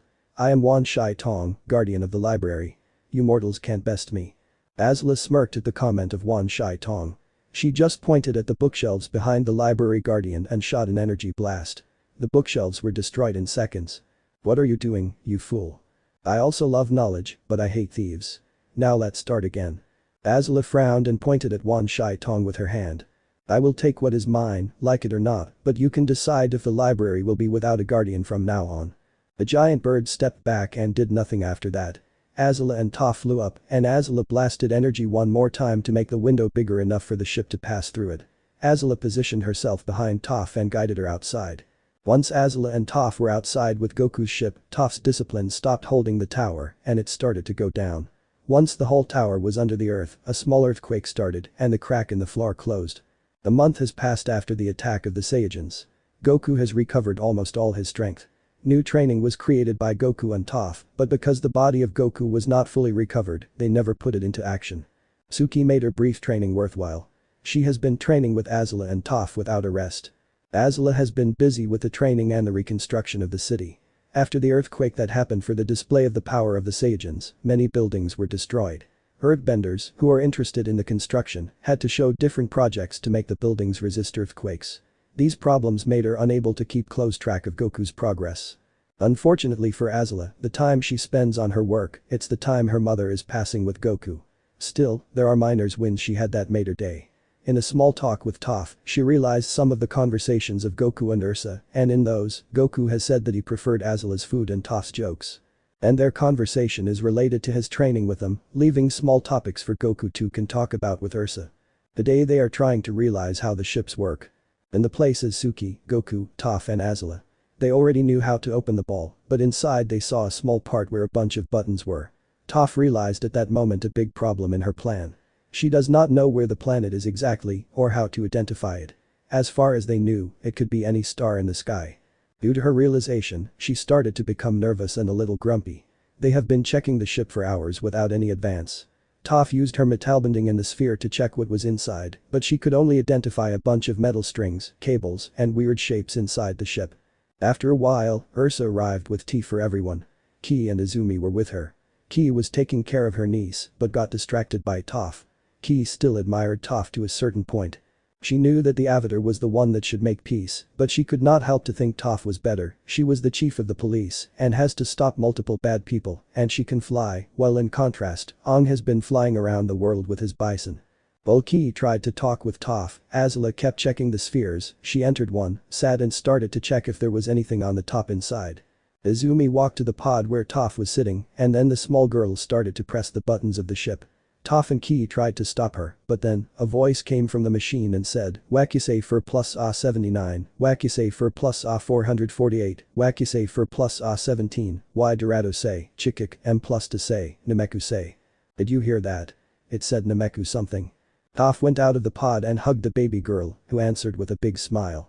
Azula started to look for the same button and found it.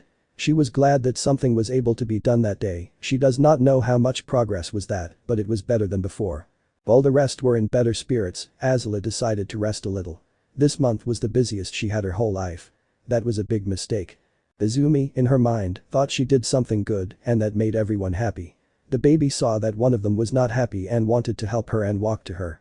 The rest looked occupied with other things, so no one said something against it. When the baby arrived at the ship, she started to press the buttons again so that another person could also be happy. After pressing the buttons, the door closed, which woke Azula.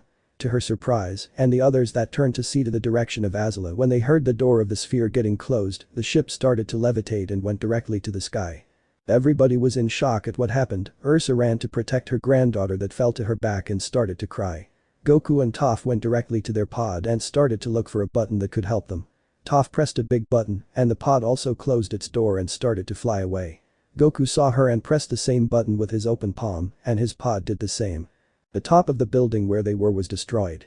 No one was injured, but they were in shock. Suki felt powerless because she couldn't go, but after calming down, she could only hope they would succeed. In the space, Azula finally calmed herself. It was after she said how she was going to kill Zuko's daughter, along with her entire traitorous family.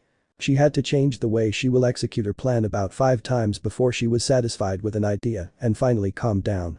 Suddenly, a voice came from the pod. "Is there a food button?" Azula realized there was a blinking button, so she pressed it and said, "Goku?" "Azula? This is amazing. It seems that the button that was blinking is 2 can communicate." Azula sighed and smiled. At least she was with Goku. And the 2's in city should be able to continue with her absence. At least she can count on Tom Tom and his father Yakano. Why is Toph not responding? Because she won't be able to see the button. Oh. Hahaha, forgot that. Toph, if you can hear us, press the button that is blinking. Goku? Oh, right. Ahem. It should be the button on the top right. Left. Azula sighed a little and the voice of Toph sounded. Seriously? Once we arrived, I will punch you, Goku. Ahaha, sorry. Now what? We came unprepared. I was thinking of bringing some food, but now we are going to be in this little space for we don't know how long it will take to arrive. Oh, come on. It should not be that long. Goku, remember that it took Saiyajins 10 months to arrive. Only the spirits know how long it will take us. We are already here, so don't get desperate. It will only make you waste your energy. This was a suicide mission from the beginning. So Toph, I know it will sound weird, but right now, we need to be a little more like Goku. Oh, thank you, sis. You hardly price. Only a little, don't get too oblivious like him. Hey. Toph laughed at the comment. It passed several hours, and the talk died out. No big things were discussed, only their idea on what to do as soon they arrive and check for the locals to ask for the wish. But then Goku realized that a blue button was blinking. Hey, girls. There is a new button blinking. Should I press it? Where? The blue one. It seems that is a button to sleep. How do you know that? When I pressed it, it said sleep. Goku could hear the Toph and Azula siding at the same time. Let me check it. Don't do anything else. Azula ordered Goku and took his silence as a confirmation. The button, it's in the center left, so you also know Toph. Thanks.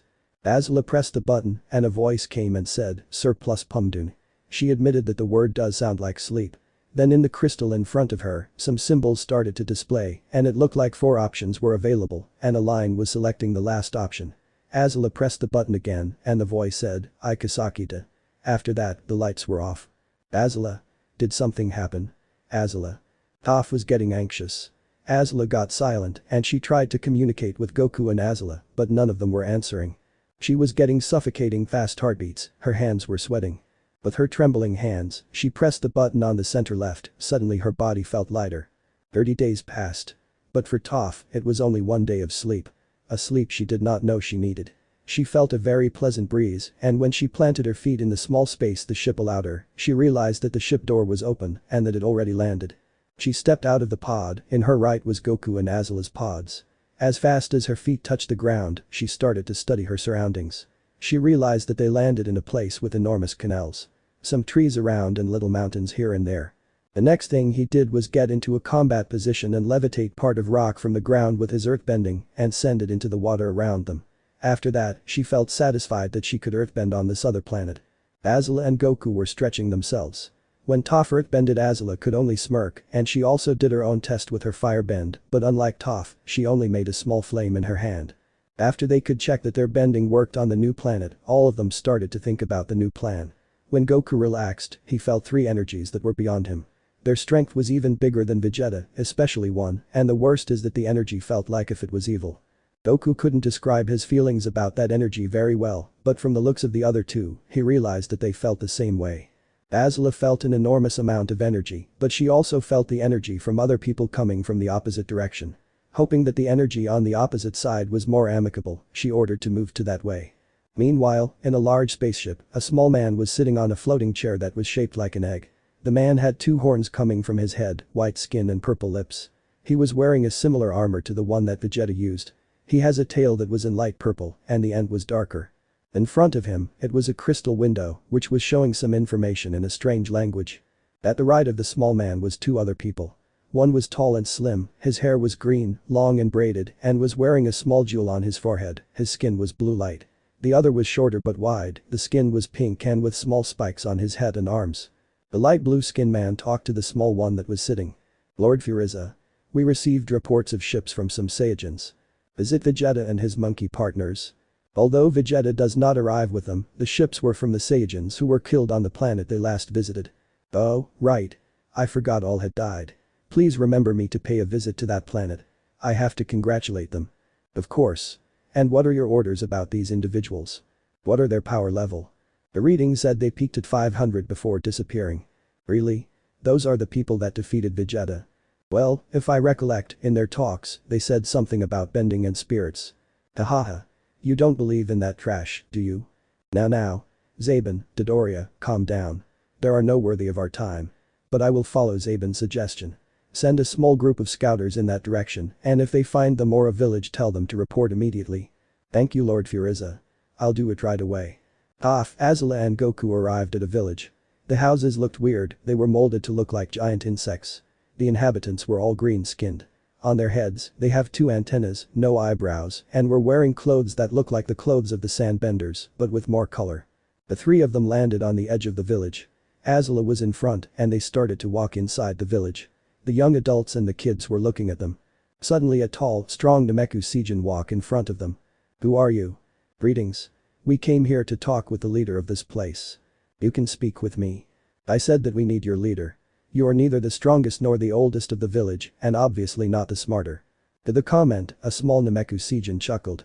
The man in front of Azula growled, but he was stopped by an old Nameku Seijin. He was using a staff but did not look like he needed to walk. Maybe it's a symbol to represent the leadership, thought Azula. I am the leader of this village. Could you tell me, what is your purpose here? Azula bowed a little making the Fire Nation sign with her hands. Behind her, Goku did the same and Toph bowed putting her fists together. It is a pleasure to meet you. We will want to talk to you, but I don't know if we can do it in a more private place. The old Nameku Seijin saw the 3 strangers for a moment, then nodded and said. Follow me. Azula, Goku and Toph followed him inside the strangely shaped house. First, let me introduce myself, my name is Snide. I am the patriarch of the village. Could you please let me know your names? My name is Toph, Chief of Police in the United Republic. I am Goku. My name is Azula, Princess of the Fire Nation and current leader of the Tuzin City. United Republic, Fire Nation or Tuzin are not places I know of.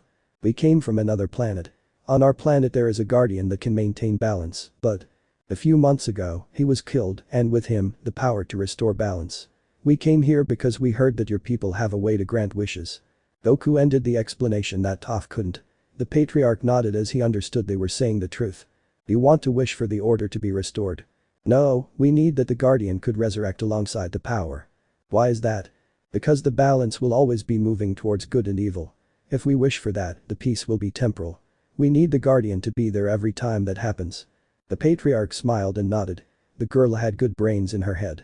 She may have a little more evil than the other two, but her heart is in the right place, or so he thought. "Very well, I can help you, but I have to let you know about something. Please, follow me." The old Namekuseijin stood up and walked to the next door. At the end of the room, a giant orange ball was on a small altar. The ball was made of some kind of crystal, and inside the ball, you could see red first stars. That, my friends, is a Dragon Ball. It's the 4-star Dragon Ball. With this, you can ask for your wish. But please hear me carefully. Goku was amazed by the ball. It was bigger than his head, and it may cover all of his chests. Toph smiled when she heard that it was true, that they could revive their friends. Azula sighed mentally, and she felt a lot of pressure out of her. The patriarch started to talk again. "There are a total of 7 of them. You need the 7, and after that, the great Purunga will show up and grant you 3 wishes." 3? 3, but we only need 1. The old Namekuseijin chuckled. It was good that these are the people that want the Dragon Balls. Any information on where to find the others? All the Dragon Balls are supervised by a patriarch. You will need to convince each one of them. The last Dragon Ball for you to find is the ball of 1 star. That ball is saved by the great patriarch. If he gives you his blessing, he will personally summon the great Purunga. Goku smiled at Toph and Azula, and Toph also smiled. "It's getting late. Do you have a place to stay? Maybe your ship?" We don't actually." Goku spoke over Azula, and the patriarch chuckled. "You can stay with us. Please use the room on the other side." Toph and Goku walked where Azula was. They were talking with the young Namekuseijins. And while Azula was only looking at them, some kids went with her. Curious about the weird-looking person. Namekuseijin doesn't have sexuality, so they have never seen a female. When they were together they finally started planning their next move, but before they could continue, Toph asked for a moment and punched Goku in the arm. "Ouch, why was that?" "That was for what happened in the ships." Toph hit Goku in the arm again. "And that for what you just said inside the house. 1 wish. What about Sokka?" "Oh. Sorry, forgot about him. I've never felt his energy, so, you know." Goku started scratching the back of his head while smiling. Azula sighed after the small scene they were making in front of her. This kind of situation happened in front of her since Toph became close to Goku. She has never paid attention to him, but in the last few months when they started training more frequently due to the arrival of the Saiyajins, many people had suggested that they would make a good match. Azula was not against the idea of Toph being Goku's wife. She would prefer a firebender for his brother, but she is strong enough and was educated for the position of someone in high society. Suddenly the 3 felt the energy of 2 people coming in their direction. Without knowing if they were more Namekuseijins, Azula ordered them to not get alarmed and to wait for the direction of the leader of this village. In the sky, 2 men show up. One looked like a human, but with blue skin, bright yellow hair and a mustache. The other looked like a tiger shark, but in a humanoid form, with purple skin. Both of them were wearing similar armors to the one that the Saiyajins were using. The 2 men landed, and one of them started to scream. "You have 10 seconds to give us the Dragon Ball, because if you don't..." The beam was shooted from a machine that the purple man was wearing in his hand. The beam was shot against the chest of an old Namekuseijin. The men smirked and started to count. Azula and Toph remain in their place. Azula was trying to find a way to escape with the Dragon Ball in the middle of the chaos. Toph was trying to check how they could produce the energy blast. She felt that the energy was not created by the man, but still was shooting from him. Goku, on the other hand, could not resist anymore. When the man said 9, he pointed his weapon to another Namekuseijin, but Goku put himself in front and deflected the beam. "I will not allow you to hurt anyone else." Goku screamed and ran after them. He punched the blue-skinned man in the stomach, and the purple-skinned man was destroyed with an energy beam of Goku. The Namekuseijins were afraid of what happened and afraid of Goku. "Were they with you?" one of the villagers said, but the patriarch appeared and calmed them down. "Thank you for saving us from those men. Do you know who they are?" "No, but they are wearing the same armor as the people that attacked our planet." "I see." Azula walked to where the blue-skinned corpse was. She took the machine in his ear and destroyed it. "That thing is what they use to find people." The patriarch was thinking over the situation. "We will need to let the great patriarch know about this." "I will go," the young villager said, and then he started to fly in one direction. "The rest of us will be leaving this place. I know that it may sound pointless if they can find us with that thing, but I guess they will look for places where there are more people." The patriarch turned to Goku.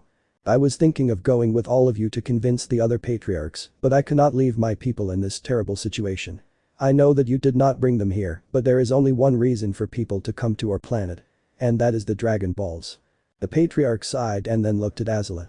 You look like their leader. Please take the Dragon Ball and talk with the other patriarchs. They should help you, tell them what you told me. Thank you for your trust. After that Toph went inside the house and took the Dragon Ball. The patriarch told them the direction of the closest village and the three of them left the village. Vegeta arrived at the Namekusei. He hurried to travel after he was healed. But the scouter in his ear, he could hear the orders of him to go back. He was sick of following Frieza orders. He also heard about the plan of Frieza about finding the Dragon Balls, the mystical object of the Namekusei that can grant you wishes. He knew that with his current power and with a little cunning, he should be able to gather the Dragon Balls and ask for a wish for himself, immortality. Vegeta was not driven by vengeance, but pride. The Prince of Saiyajins, the most powerful warrior race, has been ordered around and it can't happen anymore. Vegeta wants his freedom, he doesn't know what he will do after he gets it, but he will work it out once he gets it. Standing outside his ship, he waited. He knew Frieza will send someone to him and that they will underestimate him. He will use this to make a statement to make it clear that he should have never messed with the Saiyajins. After waiting for some minutes, Vegeta heard a communication with the scouter. I am acting on strict orders from Lord Frieza. I've been ordered to kill you. Do you hear that, Vegeta? Now I'm free to kill you. Vegeta smirked when he heard the voice. Kaiui is one of Frieza's soldiers that has been on Vegeta's killing radar for a long time. If it wasn't for Frieza's army, Vegeta would have killed him long ago. Don't make me laugh, Kaiui. Do you really believe that you stand a chance? Are you blind? Look at the numbers of your scouter. I am stronger than you. Vegeta's smirk grew wider. The taunt was effective and his enemy flew faster to his location. It did pass only a few minutes and Kaiui arrived. Kaiui, who is purple and with holes in the top side of his head, stood in front of Vegeta with a smirk on his face. Haha. It seems that it is time to settle the score. Though, with your power level, it seems you won't be putting up too much of a fight. Allow me to open your eyes.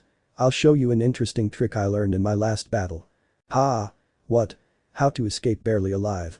The ability to control my power level at will. The Prince of the Saiyajins grimaced darkly and concentrated all his power. The planet started to shake and Kaiui also did, but not because of the plane. The purple man looked at the scouter in disbelief. The fast increase of power that went beyond 22,000 made the scouter explode. Vegeta calmed and controlled his power. The planet stopped shaking, but the Saiyajin opponent was still shaking in fear. Suddenly the purple guy started to talk. Why wait a minute, Vegeta. I just had a great idea. Let's work together. I can lend you a hand. I never liked Lord Frieza. Think about it. If we team up we could defeat Zaban and Dodoria. Vegeta was pissed off. Cowardliness is something that Vegeta despised the most. Look at you, spewing such blatant lies. You really are a pathetic bastard. That's not a lie. You have to believe me, Vegeta. Ah. Lord Frieza. Vegeta turned to see to his back when Kaiui called for Frieza. At that moment, the purple man started to shoot multiple energy blasts at Vegeta. A big explosion happened and a cloud of dust was where Vegeta was. The purple man was laughing, but when the cloud lifted he didn't see Vegeta there. Then from behind him, a voice spoke. Even for you, that was a pretty pathetic attempt. When did you? Kaiui started to shake again and decided to escape, but he was punched in the stomach by Vegeta. The hit sent the purple man flying up. Vegeta used a simple energy attack with two of his fingers and Kaiui's body exploded. The Saiyajin prince smirked again and then he thought about his next opponents. He knew that he could defeat Zaban and Dodoria and any of them would be sent to deal with him. Realizing that Frieza could track him with the scouter, he destroyed the machine. His first mission will be to find at least one Dragon Ball and with that in mind, he left. Azula, Goku and Toph were resting inside a cave. They were too tired.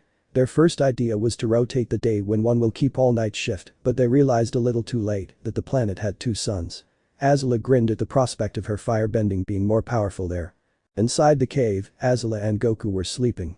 Toph, in her side, tried a little of her earthbending without using much energy.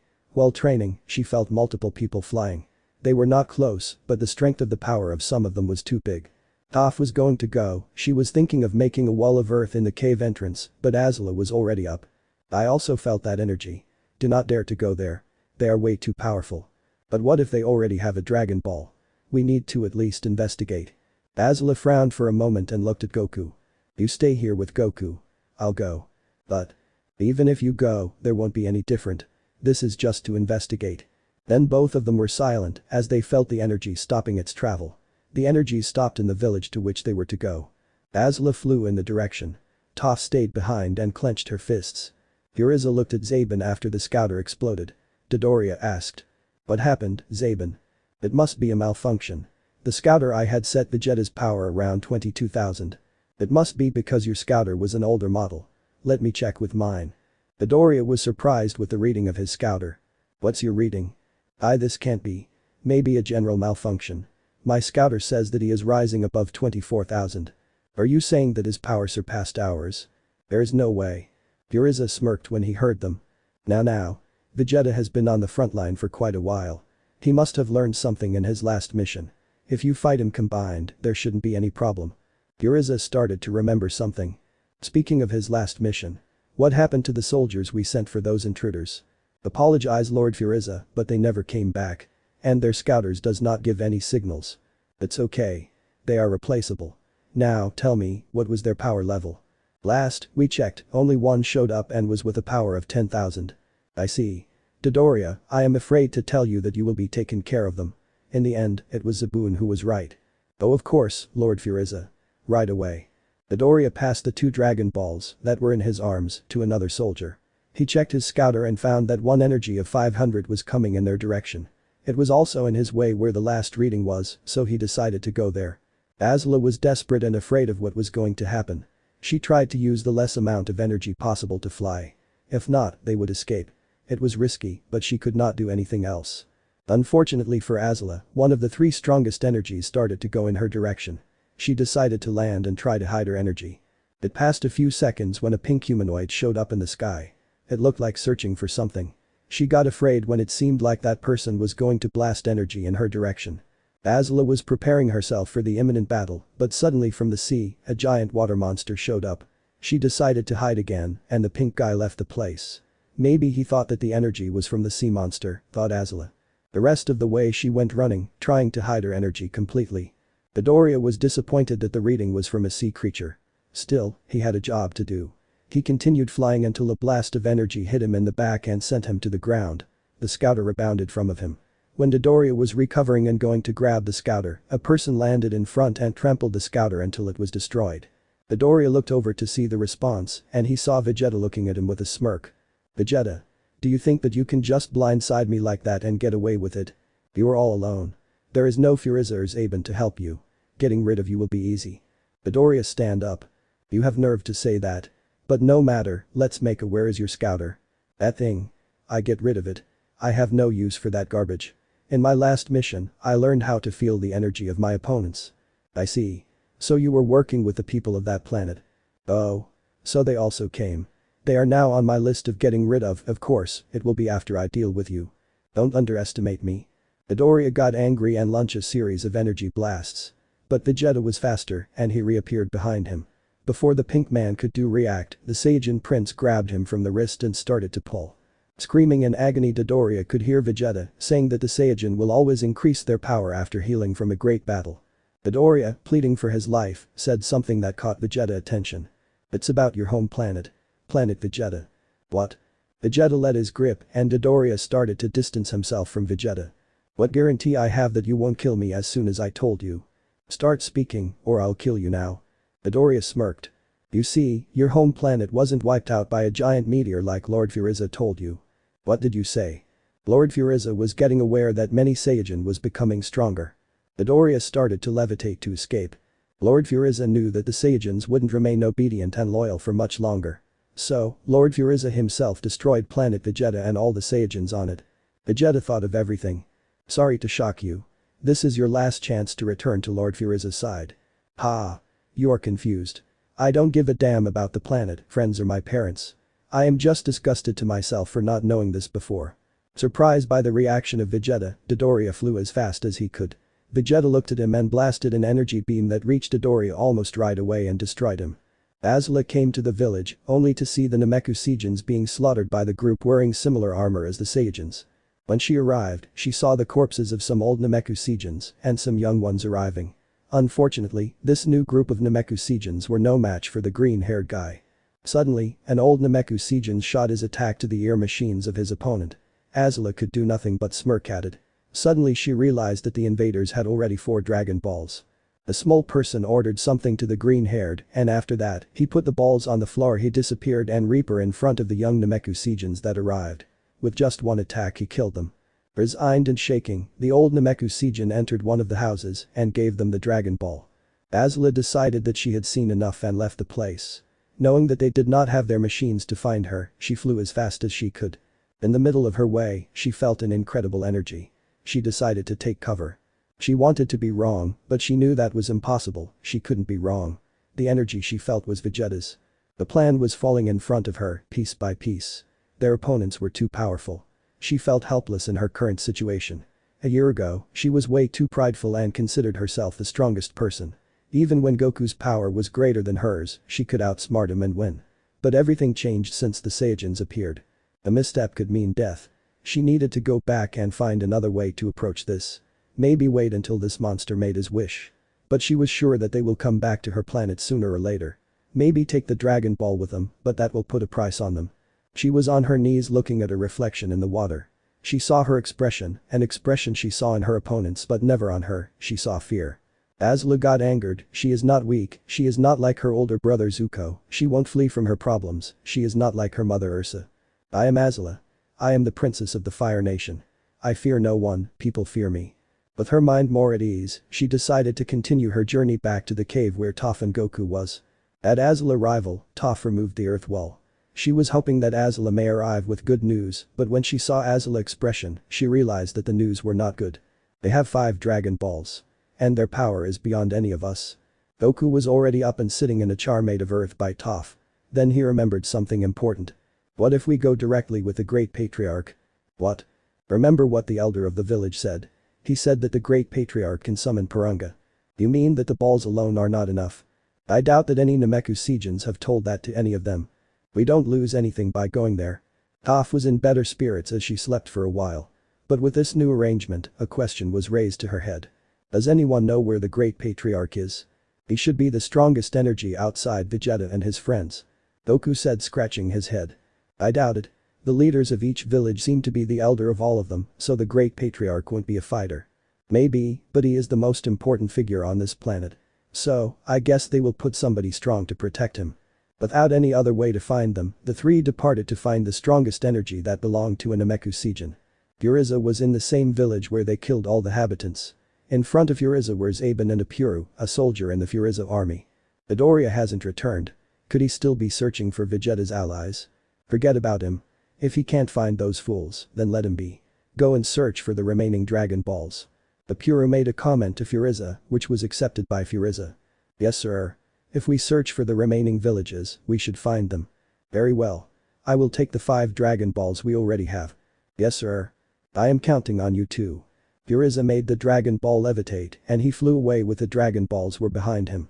After a while, Azula, Toph and Goku felt the presence of 2 people.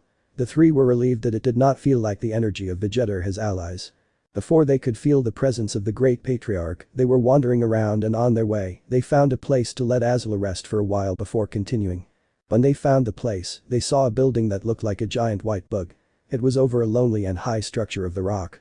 If they were back on their planet, they will think that this Great Patriarch was an airbender, only for the place he decided to put his house. When Azula and the others landed in front of what looked to be the entrance, a Nameku Seijin emerged from the building. He looked taller than the average, and his energy was higher. Greetings, visitors. The Great Patriarch is waiting for you. He already has a gist of what is happening. Please come in. Azula, Goku and Toph flew the Nameku Seijin inside the building. He floats to the 2nd floor, and they follow him. To their surprise, in the room was a Nameku Seijin that looked old and bigger than any other person. Great Patriarch, I've brought the visitors. Azula and Goku bowed, making the Fire Nation sign with their hands. Toph was still amazed by the size of the Great Patriarch and was looking with awe. Azula elbowed her without losing her posture. Toph reacted and bowed and made the Earth Kingdom gesture with her fist. The Patriarch chuckled a little and then he caught. Welcome travelers. First, let me give you my gratitude for saving the people of the village under Snai. Thank you very much. It was nothing. They helped us, so it was natural to help them back.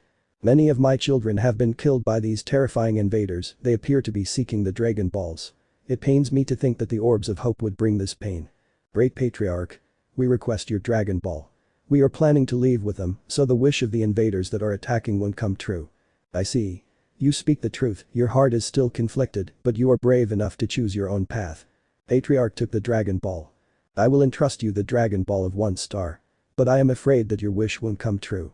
Toph got surprised and asked. You know about it? I can get information about what is happening. And why our wish won't come true. Unfortunately, the time I have left in this world is only a few days. And once I die, the Dragon Balls will cease to exist. Toph looked disappointed and with tears in her eyes, she stood tall and spoke. We are going to protect these Dragon Balls. So that their wishes do not come true. The Great Patriarch smiled at them. Thank you for your assistance. I am too old to protect it and Nail here won't be able to defend me. The three of them felt a little tense. Azula just thought again that their plan was getting destroyed little by little. By the way, the three of you possess exceptional powers. It's a shame that so much it is lying dormant. Please let me assist you at least in this way. That can help you in your future battles. Azula, Goku and Toph looked at each other. They did not understand completely what he was saying. Toph is the one that walked to the front. The Great Patriarch put her hand in her head. Toph was not sure what was going to happen. When he said that she had a dormant power she did not believe it. She has trained all this time and until now she has been proud of her results. She was no match to this invader but she understood her limitations. Or so she thought. Suddenly a burst of energy grew in front of her. For a while, she was dizzy from the amount of energy she had. She was able to feel the energy around and her earthbending let her feel the entire factions of everyone. It was like she was able to see with great detail. She felt lighter, faster, and stronger. Azula and Goku were surprised by the sudden energy boost of Toph. All this power. It's mine. The Great Patriarch smiled at her. Please, allow me to help you too. Azula was next and once her potential was unlocked she felt a worm inside. With that feeling, she regained her confidence. Goku was next and with a big smile, Goku energy was unlocked. After unlocking Goku's energy, the Great Patriarch looked tired. The Namekuseijin that let the mentor go closer to the Patriarch to check for his health. After coughing the old Namekuseijin said. Young Goku. I was able to unlock only a small part of your energy. Unfortunately, my health won't allow me to unlock it completely. Goku nodded and thanked him. Vegeta felt the sudden powers. He knew that they should be Kakaroto and his companions. He flew to his directions without any kind of prevention. In his mind was only his desire for revenge. But in the middle of his flight, he was stopped by Zaben. Vegeta, I didn't intend to find you, but Lord Frieza will be happy after I kill you. You killing me? Don't make me laugh. I already killed Dodoria. I didn't even break a sweat. You expect me to believe that? I don't care if you do. He is already dead. Why do you continue to rebel against Lord Frieza? Simple. My pride as a Saiyajin do not allow me. And now that I've found a way to break free and acquire eternal life in the process. I see. You're after the Dragon Balls. Zaben snorted at the idea. And you really think that is everything you need to defeat Lord Frieza? His powers are beyond what you or I could dream. Shut up. I have enough of this chatter. Vegeta disappeared from Zaben's view and reappeared at his side. Zaben tried to attack him with a punch, but Vegeta was able to stop it with his hands and without letting the grab, he threw him up. Zaben could control himself, stop in the middle of the air and blast a powerful attack to Vegeta, but the Saiyajin deflected with a swing of his hand. The explosion when the blast landed on the ground was loud and bright. Vegeta wasted no time and launched himself against Zaben with his elbow. Zaben tried to hit him right away, but all his kicks and punches were easily dodged by Vegeta. The Prince of the Saiyajin moved over Zaben and with a kick, Zaben was sent to the ground. Vegeta did not let him go and once his opponent started to stand up, he kicked him and made him fall to the ground. The green-haired stood up with small bruises but with a smirk on his face. I must say I am surprised by your new powers. For that, I will allow you to see my true form. Your true form, you say? Hahaha. Laugh all you want. In reality, it's a pity. As someone that prefers beauty, I do not like to transform my appearance in that state. But it is better to die. Transform. Like we Saiyajins do. Ha. From the three, you are the one that had to say the most absurd thing. I don't become absurdly large like the Saiyajins, but my strength overwhelmingly increases. Sure, let's see then. With pleasure. Zaben's smirk grew wider and suddenly her body became bulkier and his facial appearance changed completely. The change of energy took Vegeta by surprise and before he could react, Zaben was already in front of him. The green-haired warrior grabbed the Saiyajin head, headbutted him, and threw him into the sky. Vegeta was able to regain control of himself and flew back to Zaben. Unfortunately, he also flew in his direction and punched him. The punch sent him to fly to one side and Zaben used that moment to blast an energy attack. Vegeta dodged the blast, but Zaben appeared and kicked him with his knee in the stomach. Vegeta made a blast of energy to put some distance between Zaben and himself. Once both were with some distance between each other, Vegeta started to calm himself. Vegeta was panting heavily and disbelieving that one in front of him was the same person. Then Zaben rebelled something to Vegeta. You seem surprised. Did you think that the Saiyajins were the only ones with the ability to transform? Your ignorance can only be compared to your arrogance. Let me tell you one thing before you die. Lord Frieza can also transform. Vegeta was surprised at the revelation, and at that very moment, Zaben launched another energy attack. Vegeta flew up, but Zaben anticipated and punched him in the stomach. Before Vegeta could recover, the green-haired hugged him and flew headfirst with an amazing speed to the ground. Before they could touch the ground, Zaben threw Vegeta to the ground, and he stood in midair. At landing, Vegeta made a great crater. Satisfied with the result, Zaben believed he killed Vegeta and left the place. Azula, Goku and Toph went to find their ships. But they find out that they were gone. The three landed to search in the area and to use Toph earthbending to locate them. To their surprise, the ships were moved. They were in a location where a bigger plate-shaped ship was located. Toph revealed that it's the same ship where the rest of the Dragon Balls are. After a few moments, they feel a familiar presence getting closer. It was one of the Nameku Seijin from the village they visited. They followed the Nameku Seijin to a cave, and some villagers were there.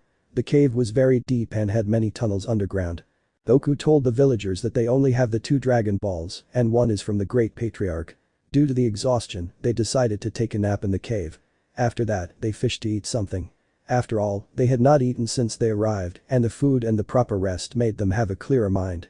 Inside the small room that Toph made with her earthbending, they were discussing their next move together with the elder of the village. Azula used her firebending and was able to put illumination inside the room. Toph was the first to speak. I know. Why don't we make a distraction and go inside their ship and steal the Dragon Balls? And for our first wish is to transport everyone, except them, to our planet. Goku and the Patriarch's eyes illuminate at the prospect of the idea. Hope at last, but Azula shut down their hopes. We do not know how their ships work. And you already told us that the place is way too big. And the distraction you want to put may kill somebody. Azula saw their reaction. She knew that she and Toph were stronger than the men who were with the small one, and Goku may be able to put a fight with that one. But she does not want to risk it. The plan has to be precise. Zaben arrived at the ship with Frieza. Oh, Zaben. Any information on the remaining Dragon Balls? Lord Frieza, unfortunately, I was unable to find any village. But I can assure you that the problem with Vegeta was dealt with. And the body. I did not locate the body, however, I can assure you that even by the slim chance that he is alive, he will have grave injuries. Why did you not confirm his death? Well, he was underwater. While Frieza and Zaben were talking, Apuru, the soldier who was also searching for a village, appeared. Lord Frieza. I found a village but was abandoned not long ago. They were alerted. Maybe by Vegeta companions. Zaben felt the pressure of Frieza over him and a chill ran over his spine. Zaben. Bring Vegeta at once. And, for your sake, he better be alive. Zaben was going to leave when he heard the orders of Frieza to the other soldier. Apuru. Contact Wakisei for plus A17 at once and inform the Jinokitaki Sentai that they are to report here. Have them bring our replacement scouters as well. I expect them in no more than 5 days. Yes sir. Zaben wanted to say something about the involvement of the Jinokitaki Sentai, but he remained silent. He was already in a bad spot in front of Frieza. So, he flew over to the same place where he fought Vegeta. When he arrived at the place, he could see that Vegeta was still alive. Vegeta has been crawling, but he has not moved too far away from where Zaben left him. You're quite tough. But thanks to that I'll be spared. It's your lucky day. We will heal you and take the information of the Dragon Balls from you. With that, Zaben took Vegeta and flew back to the ship where Frieza was waiting. Vegeta was inside a healing pot. Watching him was Zaben and Apuru. Zaben was conflicted about healing Vegeta, a traitor. Apuru was more at ease. He knew that he was no match to the likes of Vegeta, but was sure that for the moment, he was safe. The healing should take a few hours, and when it's done, Lord Frieza should take care of him. In case anything happened, Zaben left Apuru in the room with the confidence of the healing time. He needed to go with Lord Frieza. Without Dodoria, he is the only bodyguard left. They are not matched to his lord's power, but a lord should not lower himself by fighting weaklings. When he entered the room, he announced himself, and Frieza only waved his hand to let him enter. Zaben was going to speak when a sudden explosion sounded and was followed by a second explosion. Lord Frieza and Zaben ran to the healing room. They found the body of Apuru lying on the floor without life, and one wall had a hole. These escaped outside. What are you standing around for? After him. Curse that bastard. Inside the ship, hiding from Frieza and Zaben was Vegeta. He used the time they spent searching for him to locate the Dragon Balls. And he found them in the control room of the ship. Vegeta saw Zaben in the sky. He was close to where the control room was. He imagined a small distraction. He went to the corridor and screamed, "I am still inside, you fools." And then he blasted a ball of energy in one direction, causing destruction inside the ship. While the explosion happened and Zaben entered the ship, Vegeta blasted another ball of energy, but now to the control room window. He threw the Dragon Balls through the hole. Lastly, he escaped using the same window. Toph was sitting with her feet up, Goku was training himself, and Azula was meditating. Suddenly they felt the sudden Kai energy. Toph put her feet on the ground and tried to concentrate. She was able to visualize that the problem happened in the ship but was confused. Why would they fight themselves? Thought Toph. Should we keep hiding? They are fighting each other. Maybe this is our opportunity. Azula heard Toph and was difficult to not understand her idea. She turned to look at Goku and he was standing with a stern face. He nodded at Azula and she only smirked at him. It was decided at that moment. The three left the cave and flew to where Vegeta was. Zaben, in his search of Vegeta, watched as three people were flying in the sky. He followed them. Vegeta gathered the Dragon Balls together. He now needs to find the other two Dragon Balls. Suddenly Kakaroto and two of his companions appeared. "Hand the Dragon Balls." Azula said in an authoritative tone. Vegeta realized the sudden change of energy of the three. He knew that Kakaroto may have increased his power since his last fight, but he never thought that it would be that big the difference. Worst for him was the two companions who also overpassed him. Are the habitants of that planet like the Saiyajins? Thought Vegeta. Suddenly from the sky, Zaben showed himself. And with that an opportunity to Vegeta. "I take you are working together." Zaben announced himself. Toph snorted while Vegeta was looking at the scene, trying to find a way to escape. "It doesn't matter. I will take the Dragon Balls and will kill you all. I would like to see you try, Blue Man. Hahaha. A low class like you are no match to me." Zaben transformed himself and attacked Azula. He hit her in the stomach. The smirk that Zaben had the whole time was erased when Azula drew hers after the punch. "Is that all?" Zaben took some steps back to put some distance. Thinking and looking at his enemies, I may need to induce fear in them, make a little example of what is going to happen, thought Zaben. He saw the blind girl and disappeared and reappeared kicking at the head of the blind girl, only to be stopped. Growling, he decided to continue attacking, but all the attacks were blocked with no problem by the blind girl. Suddenly Toph raised her hands to the front. She closed and opened her fists and pointed in a direction. The ground moved and a spear appeared, hitting Zaben's stomach and sending him to the wall of a small mountain. How is that possible? Toph smirked and taunted him by asking him to try again. Zaben was furious and saw how they were totally compassed. Zaben anger rose and attacked the blind girl again and again, every attack was blocked with no problem. While blocking the punches, Toph put one of her feet to the front and with that, the feet of Zaben separated themselves. With a distraction, Toph punched Zaben's stomach. The green-haired was with his knees in the ground gasping for air. He realized that he underestimated his opponents. Toph walked in his direction, but Zaben started to scream. "Wait. I was only acting under Lord Frieza orders. Have some mercy, please." Toph stopped while Goku and Azula were looking at each other. "We can team up and work together. If we do it, we may have an opportunity to defeat Lord Frieza and the Jinokataki Sentai." "Wait. The Jinokataki Sentai is coming." "Yes, they should arrive in less than 5 days." Vegeta could not believe that the Jinokataki Sentai was called. And because of the sudden scream of Vegeta, everybody was distracted. Zaben tried again to attack Azula. Unfortunately for him, Azula grabbed him by the collar without looking at him. She turned to him and said. "You should have used that moment to escape." Azula smirked and Zaben knew true fear. Before anyone could react, Zaben's body was burning. Blue flames were consuming his body while Azula was smirking. Zaben was screaming for the pain of his burning body. The screams only lasted for a few seconds until the body of Zaben remained still without life. All were looking at Zaben's body when Vegeta saw his opportunity. Vegeta released a great amount of power and blinded everybody. Toph was distracted by the amount of energy and only felt how some Dragon Balls disappeared before all the balls were taken away. She used her earthbending and hid them underground. While Toph tried to save the Dragon Balls, Vegeta escaped. Toph felt him jump into the water and after that, she couldn't see him or feel his energy. When everybody regained their vision, they realized that the Dragon Balls were not there. What happened? Where are the Dragon Balls? Calm down. Toph opened her hands, made the face of her palm face towards the sky, and raised her hands. The Dragon Balls appeared coming from the ground. Vegeta took the other two before I was able to realize what was happening. Azula sighed. They were too close to end all of this. I guess we should take these Dragon Balls back to the cave first.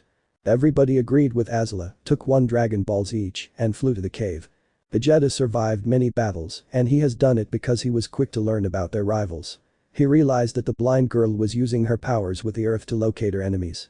His only way to pass without notice was to go by the water and to do it while hiding his power. He will need to do it until he is far enough so the blind girl won't find him. Once he found the 2 Dragon Balls, he swam in the opposite direction where Kakaroto and the others were flying. Vegeta had to calm himself multiple times. He knew that he needed to take care of his energy, but he could not forget the humiliation. Kakaroto and his companions were stronger than him. Kakaroto, a low-class warrior, was stronger than the prince of all Saiyajins. Uriza was livid. Not only Vegeta was able to steal the Dragon Balls, but for the time that has passed, he can only predict that Zaban has been killed too. The only good thing remaining is that the Jinokataki Sentai is in their way with new scouters. They simply lengthened their time alive. Once the Jinokataki Sentai arrives, everything is finished. Goku, Azula and Toph were again in the cave. The new plan is to wait until Vegeta show up again. Toph has been concentrating to can feel his energy or his steps with her earth bending. Unfortunately, the task was difficult due to the Great Lakes, rivers, and the ocean in the middle. She was able to feel the movements of great distances, the problem is that she could feel all the animals around, and that stressed her out. Vegeta was careful to stay out of the blind girl's reach. He had a small plan to save his life. Kakaroto and his companions are too confident and are not hidden their powers. Said Vegeta to himself while eating the meat of a wild animal of the planet. He has been waiting for the Jinokataki Sentai patiently and suddenly he felt it. A great amount of power could be felt coming to Namekusei. Now it was a question of waiting. Lord Furiza was waiting at the top of his spaceship when 5 space pods fell in front of him. From it, 5 warriors emerged. All of them were using the armor of his army. All of them have an air of confidence. Suddenly the 5 of them jumped and landed in front of Lord Furiza. They landed in a straight line, side by side to each other. The one at the end of the left was a Redeed with a mohawk who was the tallest and most muscular of them with human pale skin. He leaned to his left, kept his right leg straight, and flexed his left leg. His hands point to the air at a perfect 45 degrees. With a straight face, looking at Lord Furiza, he said. Rakumu. The one in the right end, also tall but a little shorter than Rakimu, had blue skin, and his eyes were full red. He made a similar pose to his companion, but to the opposite side. With a similar straight face, he said. Bada. The next person to move was a young man with red skin, with long white hair. He put his left knee on the floor and put his arms up, but his hands, pointing to the floor. Jisu. The small man, who was standing next to Rakumu was next. He had 4 eyes and green skin. He looked with extra weight. He mirrored Jisu pose and put his right knee on the floor and his arms in the sky with his hands pointing to the floor. Gerudo.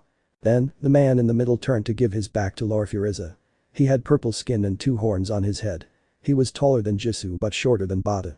He opened his legs and bent down to show his face between his legs to see at Lord Furiza and screamed. Jinyu. And together we are. After Jinyu shouted, he changed his pose. He turned to face Lord Furiza, put one knee on the floor, and his hands, straight, were pointing at the floor in a perfect 45 degrees. Gerudo put himself at his right and put one hand under his elbow and the other in a straight pose with his hands in a fist. Jisu was at Jinyu left, with a pose where his left hand was pointing to the sky and the other, flexed, showed his strength. Bada was behind Jisu with a pose of a T and with a left knee lifted. Lastly, Rakumu, who was behind Gerudo, had his back at Lord Furiza with shy hands in 45 degrees to his right, flexing his arms to show his muscles. The Jinokataki Sentai. Furiza was without words. He knew about the theatrical entrance of the Jinokataki Sentai, but he was unable to get used to it. He sighed a little and addressed them. Why you put quite a show. Thank you Lord Furiza. What will be our mission? Vegeta become a traitor and stole the Dragon Balls I worked so hard to find. Your mission is to subdue him and bring him to me. We will see if we make him talk about the whereabouts of the Dragon Balls. Sounds simple. Ginyu touched the scouter on his ear and saw the information on it. Our scouters already picked some reads. There are 4 powers considerably stronger than anyone else. 3 are together and 1 alone. 3, you say? I doubt that they are Namekusei. Kill them on sight. Very well. When the conversation between Lord Furiza and Jinyu ended, Jisu stepped in front and gave him a small suitcase. Lord Furiza, the scouters you asked for are in this case. Good work. Jisu walked back. It's time for us to leave. The 5 of the Jinokataki Sentai turned to see each other and shouted together. We fight together. Vegeta felt the energy of the Jinokataki Sentai coming to his spot. He growled a little for his luck. He was hoping that they would choose to go after Kakaroto directly. Now, he needed to put his plan into action. He used his whole power to go as fast as he could to the point where Kakaroto was hiding. On the air, Jinyu made his orders. Bada. You will go where the lone red is. We will go after the other three. Bada nodded and flew away. Vegeta was concentrating his energy to arrive fast. He did not pay attention to all the energy he was using and only focused that Jinyu was follow him to Kakaroto's location. Unfortunately for him, Bada was faster than him and looked from where Vegeta came from. He was going to go after him, but he decided to investigate first. I can catch him later. He is not as fast as me, said Bada to himself. In his little investigation, he found 2 orange orbs. They were big and with stars inside them. Bada smirked. Vegeta arrived where the energy of Kakaroto was but was unable to find him. There are only islands around, some little mountains, and that is all. In his desperation, he flew close to the water, but he stopped when he felt the presence of the Jinchuriki Sentai. Oh, Vegeta. It seems that you were left outside. Let me call your friends. Ginyu said, and he proceeded to blast an energy ball to one little mountain. Surprisingly, even when the mountain was destroyed, a sphere of rock stood tall. The sphere fell apart and showed Goku, Azula and Toph. At their back were the Dragon Balls. Look. Those should be the dragon thing that Lord Frieza wants. Rikumu said to his leader. The 4 of the Jinchuriki Sentai landed in front of Goku. We will be taking those to Lord Frieza. Sure. You only need to beat us. Toph said while hitting her fist with her hand's palm. Ginyu smirked and only said. Naruto, could you please? The small green man smirked. Goku, Azula and Toph put a fighting stance, but suddenly they saw that the Dragon Balls were on their rival's side. Toph did not know what had happened. She does not believe that the small man was that fast. Still, the Dragon Balls were in their side. Azula was able to see that the fat short man was breathing heavily. He is either way too fast or used some kind of weird bending, thought Azula. I will fight Vegeta. The rest of you can play some rock, paper, scissors. That's not fair, Capitan. You always have all the fun. Come on, you should not do that to us all the time. Alright. Geez. I will take the Dragon Balls to Lord Frieza. You are free to have fun with them. The Jinchuriki Sentai started making small celebrations about the news. When Jinyu was in the air again, Bada appeared with 2 Dragon Balls in his arms. Vegeta cursed himself. Those were the Dragon Balls he had, but because of his eagerness to make them go with Kakaroto, he did not realize that Bada went to his hideout. Bada landed next to the other members of Jinchuriki Sentai. Ginyu took the other 2 Dragon Balls and made them levitate around him. Then he flew away with the Dragon Balls following him. Toph moved a little, like trying to run after him, but Azula stopped them. She whispered to her. He does not know how to summon Purunga. Toph only nodded to her. Well, we have the same amount of people. Let's decide who will fight with whom. Said Rikumu, and then the 4 started to play between themselves. While that was happening, Goku was dumbfounded. What are they doing? Goku asked Azula. Azula, meanwhile, was started to have a small headache and caressed her forehead. Toph on her side screamed to Vegeta. You know, it seems that they want to fight you too. Why don't you come here? They are just a bunch of stupid weaklings. Vegeta reluctantly went to their side but with a considerable distance. The Jinchuriki Sentai ended their play. Rikimu heard what Toph said and started to laugh. It's so funny that a weakling like you said that. Wait a moment. Are you blind? Really? What? She is blind. Isn't that her eyes color? Just my luck. Sorry Jisoo. No, I was second, so she should be the weakest, so Bada should fight her. What? No, we decided with who we should fight. It's not my problem that you lost second. So, who's gonna fight first? The 4 members of the Jinchuriki Sentai looked at each other again and started to play again. Azula's patience was getting lower. She was standing with her arms crossed. While Toph was having a good time when the whole scene was playing in front of her. Vegeta, in his part, was getting nervous. He still thinks that he has a possibility if he plays his cards right. Naruto walked to the front cracking his fingers and with a smile. Okay, red-clothed woman, I'll be your opponent. It is a shame, really. You look just my type. Toph laughed at the comment. Wow. Your luck with men is horrible. She then turned and screamed at Vegeta. Hey. Hog monkey man. Do you have any comments about the fat ball? Vegeta growled at the nickname but knew better than be the enemy of everyone there. There is a rumor that he has the power to momentarily control and even stop time. Time bending. That's the first time I heard that. But that explains how they took our Dragon Balls. Toph turned to Azula and screamed. Did you hear that Azula? He can bend time. Azula only caressed her forehead again. Not only her enemies, but Toph was also being Toph. Like when she was 12. Azula sighed and suddenly pointed 2 of her fingers at the short green man. The Gerudo had no time to react and use his technique to protect himself. The next thing everybody saw was that the body of the short man was hit by a thunderlight that came from Azula's fingers. Gerudo's body started to expel smoke from his holes and fell to the ground. Did you see that? They already killed Gerudo. What are we gonna do now? Yeah. With one missing, our bosses won't look good at all. Capitan will be angry because he will need to think of new bosses. Well, I don't think he will be that angry about it. Okay. I am next. Who's going to fight me? Toph walked to the front and the Jinokitaki Sentai turned to see her. Wait. It's still not your turn. Says who? The guys that lost the first round. We won, so we decide now, so who's going to fight me? The remaining members of the Furiza army looked at each other. She has a point. I guess she is right. Alright. Bada walked to the front and behind him, Rikumu and Jisoo screamed at him. You need to win. Don't let us down. Don't make us look bad. Then between Rikumu and Jisoo, they whisper. How long do you think it will take him to beat her? Why? Do you want to bet? Sure. 100 zenis that it ends in less than 5 minutes. I don't know. I make it 200 to 100. What do you say? Okay. Rikumu then screamed at Toph. Hey. Blind girl. You better still be alive in the next 5 minutes. How much did you bet on me? 200 to 100. Toph smiled. She made a fist, extended her arm in the direction of Bada and opened her hand. The blue man was sent flying against a small mountain behind them. Did she airbend? No, she just expelled her energy in his direction. Azula answered Goku's question. Hahaha. I always wanted to do that. Laughed Toph. Batada stood up from the rubles frowning. He shouted that he was the fastest in the universe and flew in Toph's direction. He started to attack her with punches, but none of them landed. He started to kick at her, but the same happened. Toph looked like she was not moving, but in reality, her speed was too fast that most of them could not see her dodging the attacks. But what all could see was her smiling. Are you sure that you are the fastest? Toph said mockingly. Bada was livid, but suddenly she disappeared. Behind you. Screamed Jisoo, but before Bada could turn around, Toph kicked him in the back and sent him flying. Then she used her energy to fly in front of him, and with the side of her fist, she hit Bada's neck and his head was buried in the ground. The body fell lean to the ground, which meant that his neck was destroyed. The body was there with no life. What? Bada? Toph started to clap her hands to remove some dust and pointed at the remaining Jinokitaki Sentai. You owe me 150. You bitch. Jisoo screamed and went after her. He attacked her again with close combat, but Toph stopped Jisoo's fist. What? We have a sore loser here. Before Toph could attack him, Rikumu attacked her from behind. She dodged the attack and took her distance. Can I join? Nope, this is still my fight. Toph answered to Goku, who punted with his arms crossed. Well, what if you take care of the one that flew away a moment ago? The one with the horns.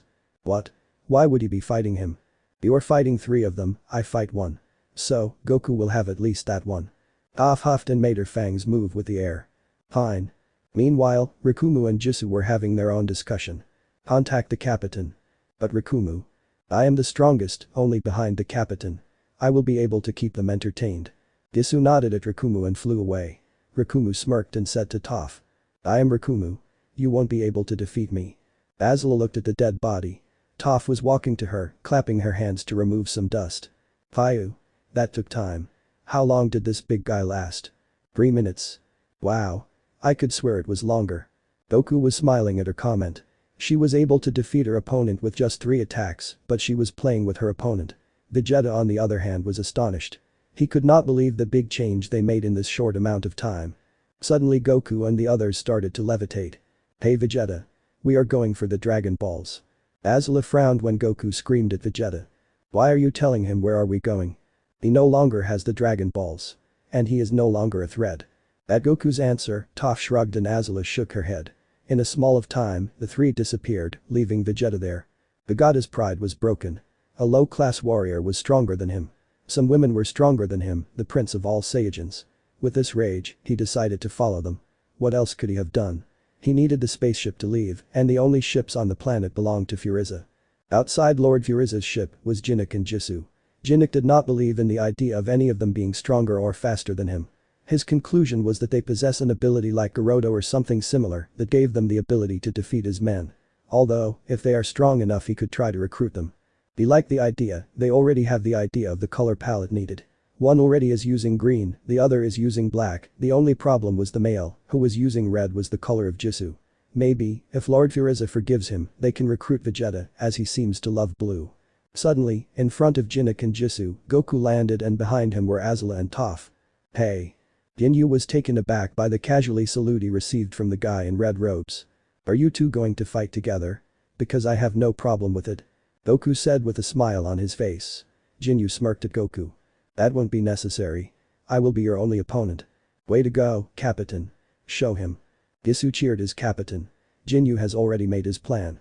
He will use this individual as an example, and with that, the other two will follow him. I never imagined that I, Ginyu, would ever have to show off my true power. Suddenly, after Ginyu ended speaking, he disappeared. Goku moved his body and Ginyu was already there, with his elbow directed at Goku's face. Goku dodged with no problem, then he kicked him, and his opponent dodged it. Both combatants put distance between themselves. Then Jinuk raised his hand, pointing at Goku and shooting a strong energy beam at him. Goku jumped and appeared behind Jinuk and continued fighting. The beam that was shoot was at the end stopped by Azula with one hand. Goku and Ginyu were fighting. None of them was able to put a hit over the other. Goku dodged Jinyu's punches, while Ginyu could move in time to evade Goku's kicks. Toph yawned. This is boring. Why he is trying to match up with him? I guess he wants to make the fight last more. He has not found an opponent that can last long. Outside us and the time the Saiyajins came. But with our current powers. I guess. Still, this is boring. Well. It seems that he is pressing more and more. Goku started to go faster and the first kick was landed in Jinyu's ribs. From then on, it was only Ginyu trying to cover up with his arms the attack of Goku. Punches and licks landed. Stomach, chin, arms, Ginyu was hit all over. Jisoo sent an attack at Goku to distract him, but Goku only kicked the energy back at him and continued attacking Ginyu. The purple-skinned warrior was suffocating himself, so he explained his energy to make his opponent take some steps back. He was panting heavily, but a smirk was drawn on his face. You were holding back. You just notice. I guess you want to show up your full power to Lord Frieza. But you won't get very far by underestimating me. It's not often I enjoy a good fight. But I guess I can end this already. Now Goku is the one smirking. Goku disappeared and reappeared under Ginyu and kicked him in the chin, making him go fly. Goku reappeared behind Ginyu and punched him in the head, but when he was going after the body of the falling Ginyu, an energy blast passed in front of him. I won't let you. Jisoo was with his hand pointing at Goku, but then, the Fire Prince appeared in front of him, and with one punch in the stomach, Jisoo fell to his knees. Then Goku heard a little laughter behind him. Azula and Toph's eyes were wide open. Goku looked in the direction of the laugh, and he saw that Ginyu was taking his own hand from his chest. Blood was coming out from it. A wound that looked painful and deadly, and was made by himself. I recognize that you are stronger. I'm happy to found someone so much stronger than me. Goku was confused about everything. Why would he attack himself? It has no logic, but then Ginyu screamed. Genji. Big energy around the purple-skinned warrior started to go in Goku's direction. Goku, on his side, was too surprised and only cover himself with his arms. Something was off, Goku felt something coming inside his mouth and then like he was outside his own body. After just a blink of an eye, he looked and saw himself in front of him. Not believing what he was seeing, Goku tried to say something, but he felt great pain. Hahaha. Toph felt the difference. Although their weight was the same, Toph could feel the change in energy. And she could feel a change in the demeanor of Azula. That fool. Why did he underestimate his opponent? Azula's words were almost whispers, and Toph was glad that she took care of her opponents pretty fast. Get out of my brother's body. Azula jumped into action and attacked Ginyu in Goku's body, but before she was close, Jisoo stepped in the middle, but he was killed in an instant as Azula did not stop and passed through Jisu's body, killing him. Azula punched Ginyu in the stomach and with a spin, she punched him in the cheek. Careful Azula. That's still Goku's body, we could still swap them back again. Azula turned to see Toph and suddenly a ball of energy hit her from the sides. The captain of the Ginyu Taki Sentai was smirking looking in the direction of the small cloud that appeared after he sent the ball of energy to Azula. But the smirk disappeared as soon the cloud moved away and the image of Azula showed up. She was without any scratch, but with a frown expression. What? Why? How? Ginyu was dumbfounded. He has the body of the strongest of them and is still unable to defeat him. That's still my body. Do you think you can control its energy? Unless the mind and body are in perfect harmony, you are not going to put out much power. Your bluffs aren't going to work on me.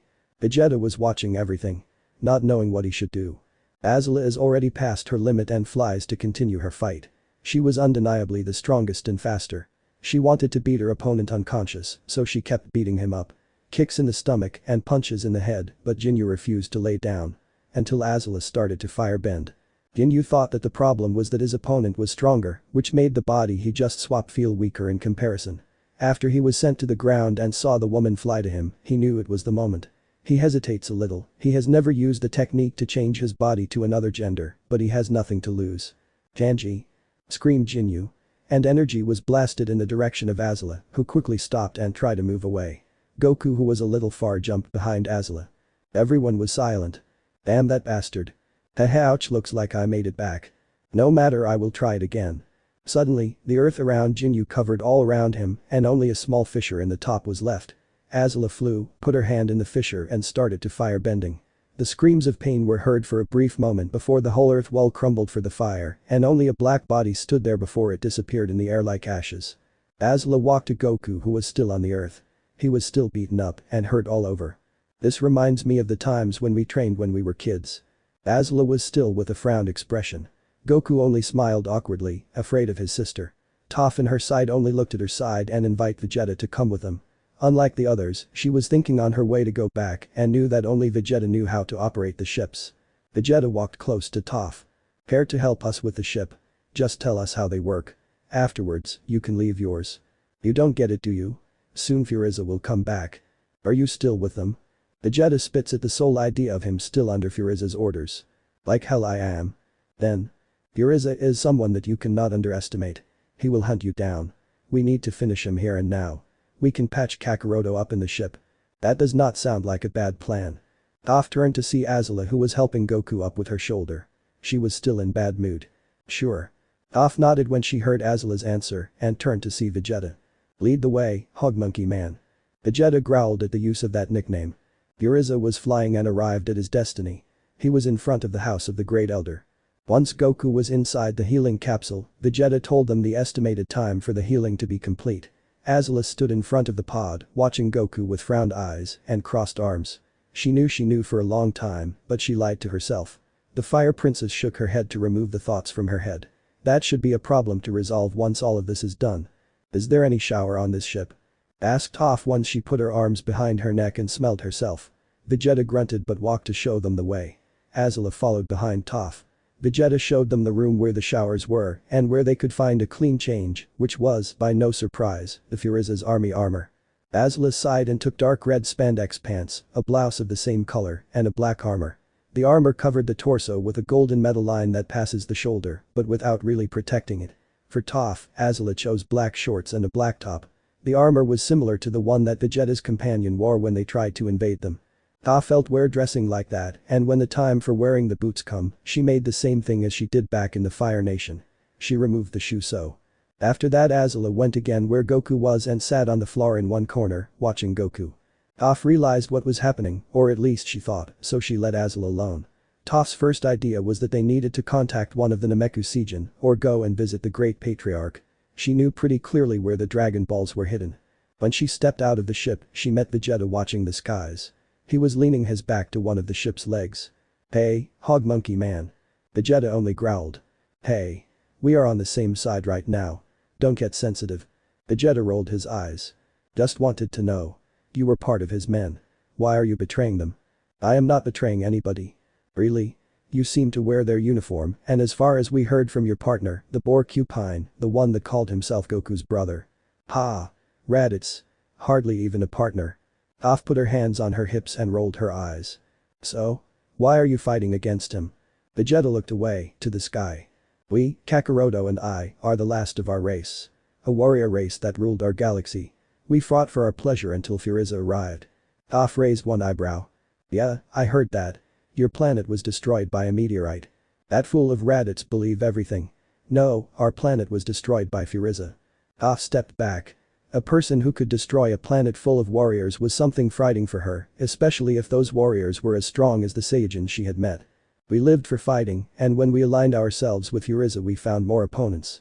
We traveled the universe, we destroyed planets, we attacked his enemies. But, he was afraid of us. He was afraid of the legend. The legend? Every 1,000 years, a legendary warrior is born with power beyond any other, the Super Saiyajin. Frieza was afraid that he would be defeated by this legendary warrior, so he destroyed our planet. Vegeta turned to see Toph, who has been listening to the story. I will destroy Frieza and become the legendary Super Saiyajin. After that Vegeta walked away and found another spot to sit and rest. Toph thought about the story. A legend figure who will show up, an important figure with powers beyond all. A whole culture almost erase existence because they were afraid of this figure. She could not help but compare the story of the Saiyajin with the air nomads. Heck, they even were nomads if they were from planet to planet. Toph said to herself while crossing her arms. Uriza was furious. He had found the place where the leader of this planet was hiding, but he couldn't kill him because if he had done it, the Dragon Balls would cease to exist. Thinking about how to destroy the whole planet, Uriza was flying back to his ship. He made a deal, he will get his wish, in exchange, Uriza would leave and respect this planet, so no one in his army or any other person will attack it. Obviously, he will only respect the deal until his wish become true.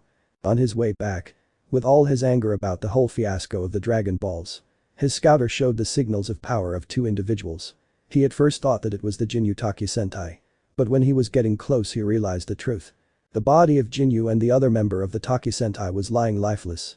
Vegeta was there with a woman. Uriza growled, frowned, screamed. He destroyed the egg-shaped capsule and stood in the air watching the two of them. Toph felt the presence of big energy. It was coming way too fast, and when it was close, it stopped. The power was increasing. It was a scary feeling about this energy. She remembered the comment of Ty Lee about Raditz energy. Right now she felt the energy full of death. Without wasting any second she was in combat position. Vegeta froze when he saw Uriza in the air. He has always known that his energy was big, but right now that energy was increasing. Uriza stood there in the air. His armor broke alongside his scouter and a purple smoke was around him. Toph could not see what was going on, but she could feel how Uriza's power was going up. Vegeta was with his eyes wide open and his mouth could not articulate anything. His body was walking backwards without noticing. Uriza was transforming, his appearance as a small individual was changing. The torso grew big and his arms were next. The lower body started to change first by the legs and then the rest, leaving the tail until the end. The head grew and the horns changed shaped as if they were pointing up. The neck grew last. You decided to betray me, Vegeta. Do you really think that getting allies will help you from me, who protect you and let you live? I have not betrayed you. I had never been loyal to you. I was only waiting for the right moment to kill you. And you really think that this was your time? You and this trash have given only headaches. Vegeta put a fighting stance. He was shaking, but his pride was big enough, so he did not run away. Uriza looked at the two of them and smirked. He was floating back to the earth. It seems that the two of you are ready to fight. But who's first on going to hell? Uriza looked again at his opponents. How about you? As soon as one foot touched the ground, Uriza ran and passed close to Vegeta, who was unable to cover himself. But then he turned to his back. Toph felt the move, but it was too late. She just started to move her hands to try to bend the earth. Her arms were stretched out, fist close to can command the earth, but at her stomach was Uriza's head. Through her stomach was Uriza's horn head. Azula woke up from her sleep. She felt the enormous energy and she ran to find the exit of the ship. She found a room where the glass was broken and went outside from it. She flew where the energy of Toph was and she saw it. Toph, the one she could call a true friend. Unlike the others who were with her out of fear or for political reasons. The one that never asked to change and always came back of her own accord. She was getting no benefit in the friendship. Her only true friend. And she was stabbed in the stomach by what she only could describe as a monster. Toph. Whisper Azula when she saw her friend's body. Uriza shook his head and that made the body of Toph to flew to one side. The blood that was falling from his horn reached his lips and he drank it. He was walking through Toph smirking, he was about to stump over her head. Stay away from her. Azula flew and an aura of blue flames was around her. Her speed was almost like her lighting. She punched Uriza in the head with her fist covered in blue flames. Following the direction of her punch, she spun and kicked Uriza in the stomach with her legs covered in blue flames. Without wasting time, she put her two hands together and made the strongest fire control ever done. Uriza was taken back in the air. He received the attack head-on. But when he was in the air, he moved away. Clearly displeased by the burning marks he received, but when he turned to see his attacker, she was no longer there. Suddenly behind him Azula showed up and made an axe kick, kicking Uriza's head and sending him to land in a close aisle. Azula wanted to continue, but she stopped. She knew that the attack did not make too much damage. That she will be wasting energy. At the moment she needed to check on Toph. She looked in Toph's direction and to her surprise, she saw a Nameku Seijin at her side. She believed that it was the one that Goku saved back in the first village. Azula wanted to go down to Toph's side, but a ball of energy passed close to her. She saw the direction and realized that Uriza was standing again. Azula frowned and prepared herself. So, there was another one around. What is this, Vegeta? Did you try to create a harem to bring back the Saiyajins? Frieza smirked. Unfortunately, I will put an end to your small plan. Frieza flew up and was in front of Azula, but with some distance in between. Suddenly Frieza was next to Azula, which made her flinch for a moment. Out of nowhere, Azula felt something hitting her like a whiplash in the shoulder. It was too heavy but too fast. The hit made her fall in the opposite direction of Toph. Vegeta looked in the direction of the blind woman and she was standing up. He could not believe it, but then he realized that the Namekuseijin next to her helped her. Before Toph could fly to help Azula, Vegeta stopped her. Wait. Before you go, you need to severely wound me. What? Did you go insane? Toph tried to escape from Vegeta's grasp, but he grabbed her tighter. We, the Saiyajin, grow stronger every time we recover from the brink of death. So, that's why you are stronger than before. It does not work if it's self-inflicted. Now do it before it's too late. No. Goku should be cured. Kakaroto is the lowest class of warriors. Besides, we don't have the time to wait for him. As soon Vegeta said those words, Azula fell to the ground heavily. Although she stood up quickly, she was received by a rain of energy blasts. Toph frowned, she realized that she will not be an opponent for that monster, not even fighting alongside Azula.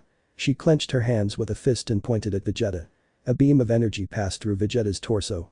Toph made her first energy blast and was nearly killing someone. She was not proud, but if it helps, then she will be able to live with it.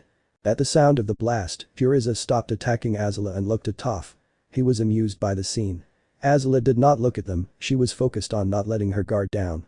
She has been checking her energy. She thought that maybe if Goku arrived they may have a chance. She has felt that Toph's energy recovered. So maybe the three of them. But until then, Toph and Azula need to stay alive and not waste their energy. Azula flew behind Frieza and kicked him in the head, but Frieza stopped it. Toph appeared in front of him and blasted energy at his face. Suddenly the hand that was used to stop Azula's kick started to burn. Arena started to float and all of them where Toph passed went up. Toph tried to kick him, but Frieza covered himself, Azula did the same, and Frieza only could protect himself. Both girls were attacking him not with power but with speed. To Frieza, the hits did not hurt but annoyed him. On the ground, the Namekuseijin hesitated to cure Vegeta, but he did it in the end. The wound was severe, but he knew he could save him. Frieza was getting annoyed by the two women, and he expanded his energy which made the two girls back off. But without any notice, Toph smirked. I am getting impatient with. Suddenly the dust Toph was bending went directly to his face. She did not know where exactly was his face, so she used a lot of arenas to attack him. While Frieza was trying to take the dust from his eyes, Azula was charging her lighting attack using her energy, and Toph was bending the arena so it won't go away from Frieza's face. When finally charged Azula attacked Frieza. The dust and the explosion that happened when the attack landed in Frieza did not let them know what happened exactly. When the dust finally left, they saw a furious Frieza.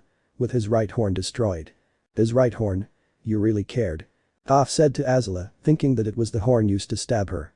You insects. You dare to wound the great Lord Frieza. Suddenly Frieza calmed down and smirked. Very well. I will show something that no other person has seen. My next transformation. Frieza smirked as his energy started to go wilder and wilder. From his back, some spines grew. The shoulder stood up as if it was armor. Finally, the head grew back and forth and his horns went back, turning wide and bigger. Damn it. Said Azula, while Toph was closer to her. She saw their opponent and could not imagine any opportunity of defeating him. Even with Goku, they may only make him delay their execution. Do you think we can escape once Goku is out? Toph gulped and corrected herself. Do you think we would survive until Goku is out? Asked Toph. Azula only thought that the last one was the correct question. She wanted to lie to her friend. Azula always lies, was what Zuko always said. But right now, she could not do it. Honestly. It's a miracle that we are still alive. Azula chuckled at her answer. Let me ask again. Who is going to be first? Azula frowned and talked to Toph. It was almost whispering. Go with the Namekuseijin and ask him if he can make the wish for us. Wish for all of us to be transported back to Tuzin. You are not telling me that. I will be fighting that monster to delay him as much as I can. But. If I fail, there is nothing else to do. If you can transport everyone and I died. Azula's fist grip went tighter. Then turned and smiled at Toph. If you can't revive me. Please, take care of Goku. Suddenly Azula disappeared and reappeared in front of Frieza and created a wall of blue fire. Toph wanted to go and fight alongside her, but she knew that this was an opportunity to save everyone, so she flew in the direction of the Namekuseijin. She arrived at the moment he was done helping Vegeta. Due to the energy he used for it, the green man was panting tired. Vegeta stood and felt the energy and smirk. "Don't forget who is the one that nearly killed you a few minutes ago," said Toph when she noticed Vegeta's energy boost. Vegeta smirked, somehow amused by the personality of the blind girl. "Still, you are not as strong as that monster." Vegeta's smirk went wider. "Watch me." "Oh, yeah. You can't." Vegeta flew in the direction of Frieza as fast as he could.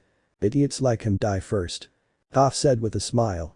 Toph's hope grew a little when she detected that Vegeta was helping Azula in her fight. It was clear that they were no match for Frieza, but it may give her enough time. Then she turned her head to the Namekuseigen in front of her. "Tell me that you know how to summon Piranga. Or do we really need to take the Dragon Balls to the Great Patriarch?" "Oh, no, any Namekuseigen can help you. Taking to the Great Patriarch is only for a ceremony, but is not really needed." "Great. Let's go and make a wish." Vegeta attacked Frieza, and his hits were dodged. Then Frieza attacked him, and Vegeta could dodge him. This sequence of attacks and dodges happened for a while, and Azula was left behind. She could only see the fight on the sideline. Just a few minutes ago, Vegeta was below them, but now, he is even stronger than Toph and her together. But Azula frowned when she realized that, still with a boost of energy, Frieza was stronger. Vegeta is trying his hardest to attack and dodge, while Frieza is doing it without sweating. Knowing that Azula attacked Frieza, she got closer to attack alongside Vegeta, but then Frieza smirked, and with his tail, he grabbed Vegeta's leg and sent him to fly, and then with his two arms, he pierced her shoulders. Azula screamed in pain, and Frieza smirked again. Azula, full of pain, frowned and did what she wanted to do, and firebended with her mouth, and tried to burn Frieza's eyes. Once she was freed from the grasp of Frieza, she quickly kicked him and sent him to Vegeta. Vegeta prepared an energy blast attack at Frieza when he was still falling. When he was close enough, he launched his attack. The power easily blinded everyone. Toph was flying away with 2 Dragon Balls, alongside the Namekuseigen, who had another 2 Dragon Balls. She was surprised by the attack, but she pressed to go outside to fight Sway. The cloud of dust did not let anyone see what happened to Frieza. Even when Vegeta could not see him, he was sure that he had made a great injury to Frieza's body. He was full of himself. In contrast, Azula was frowning. When the cloud of dust left, Frieza was there, enraged, frowning, and only with a small bruise on his right cheek. "You dare to make and scratch ha ha ha." Frieza screamed, but the scream turned into a burst of laughter. "You have grown up, Vegeta. You are not still a match, and it would be a relatively simple matter for me to blast you to pieces the way I am now. But..." Frieza flew down and landed on the ground. "Before I do that, allow me to show you the ultimate power more fearsome than death itself." Around Frieza, the earth started to rumble. Some parts of the ground started to crack, dust levitate, and in the sky, black clouds appeared. To Azula, it was like the phenomenon that happened back when Vegeta also expelled his power abruptly. But this time, the energy she is feeling is hundreds of times more powerful, and unlike the other occasion, the pressure of the air is way too strong. She was unable to move an inch. She wanted to attack Frieza while he was still changing, but she couldn't. Azula saw how the body of Frieza, instead of growing again, got smaller. No more horns or shoulders like armor. The whole body turned white except for the top of the head, the abdomen, the shoulder and the tibia, where a purple crystal-like bone showed. The face of Frieza was serious. Azula was having a hard time trying to control herself and not tremble. The amount of power she felt emanating from Frieza was as fearsome as he called it himself. Toph returned to the ship with the Namekuseigen and took the last 3 Dragon Balls. But when she felt the energy of Frieza, she stopped. "Take the Dragon Balls and run where the others are." "Where are you going?" "They won't stand a chance." I can let Azula alone." "Go take the balls and wished for all to be transported to Tuzin City." "Where is that?" "Wait, I can only take 2 balls." Toph left the Namekuseigen and flew to where Azula was. Frieza raised his hand and pointed at Azula. "Dodge it, you fool." Vegeta screamed, and then he appeared close to Azula and kicked her. She fell to the ground, and a beam passed close to them. Vegeta smirked at the view of Frieza. "You have increased your power, but you are still no match for me." Frieza smirked at Vegeta's comment. "Smirk all you want while you can. Because what stands in front of you is what you fear the most. A Super Saiyan." Vegeta went at full speed against Frieza and attacked him. But the attack was easily dodged by stepping to one side. Vegeta did not waste time and attacked him again with another punch, but a small movement of Frieza's head was enough to dodge it. Vegeta tried to attack again, but now Frieza disappeared completely. Vegeta tried to find Frieza until he revealed his petition when speaking.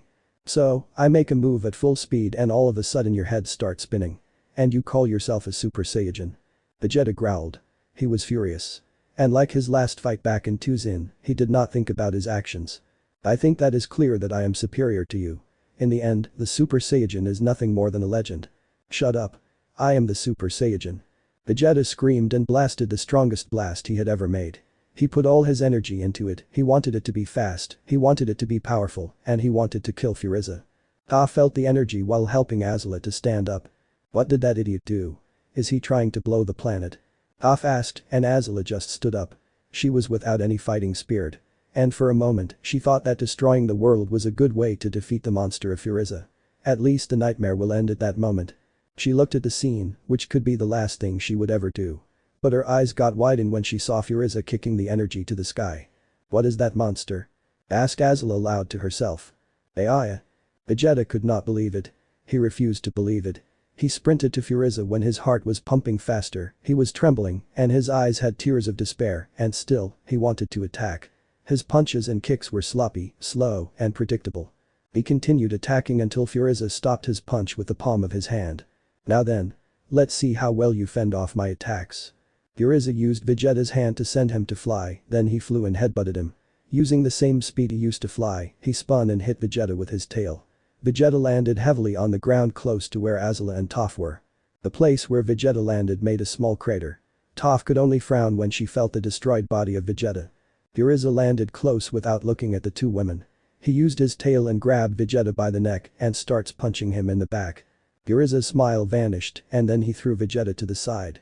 Was that all the fight you could put?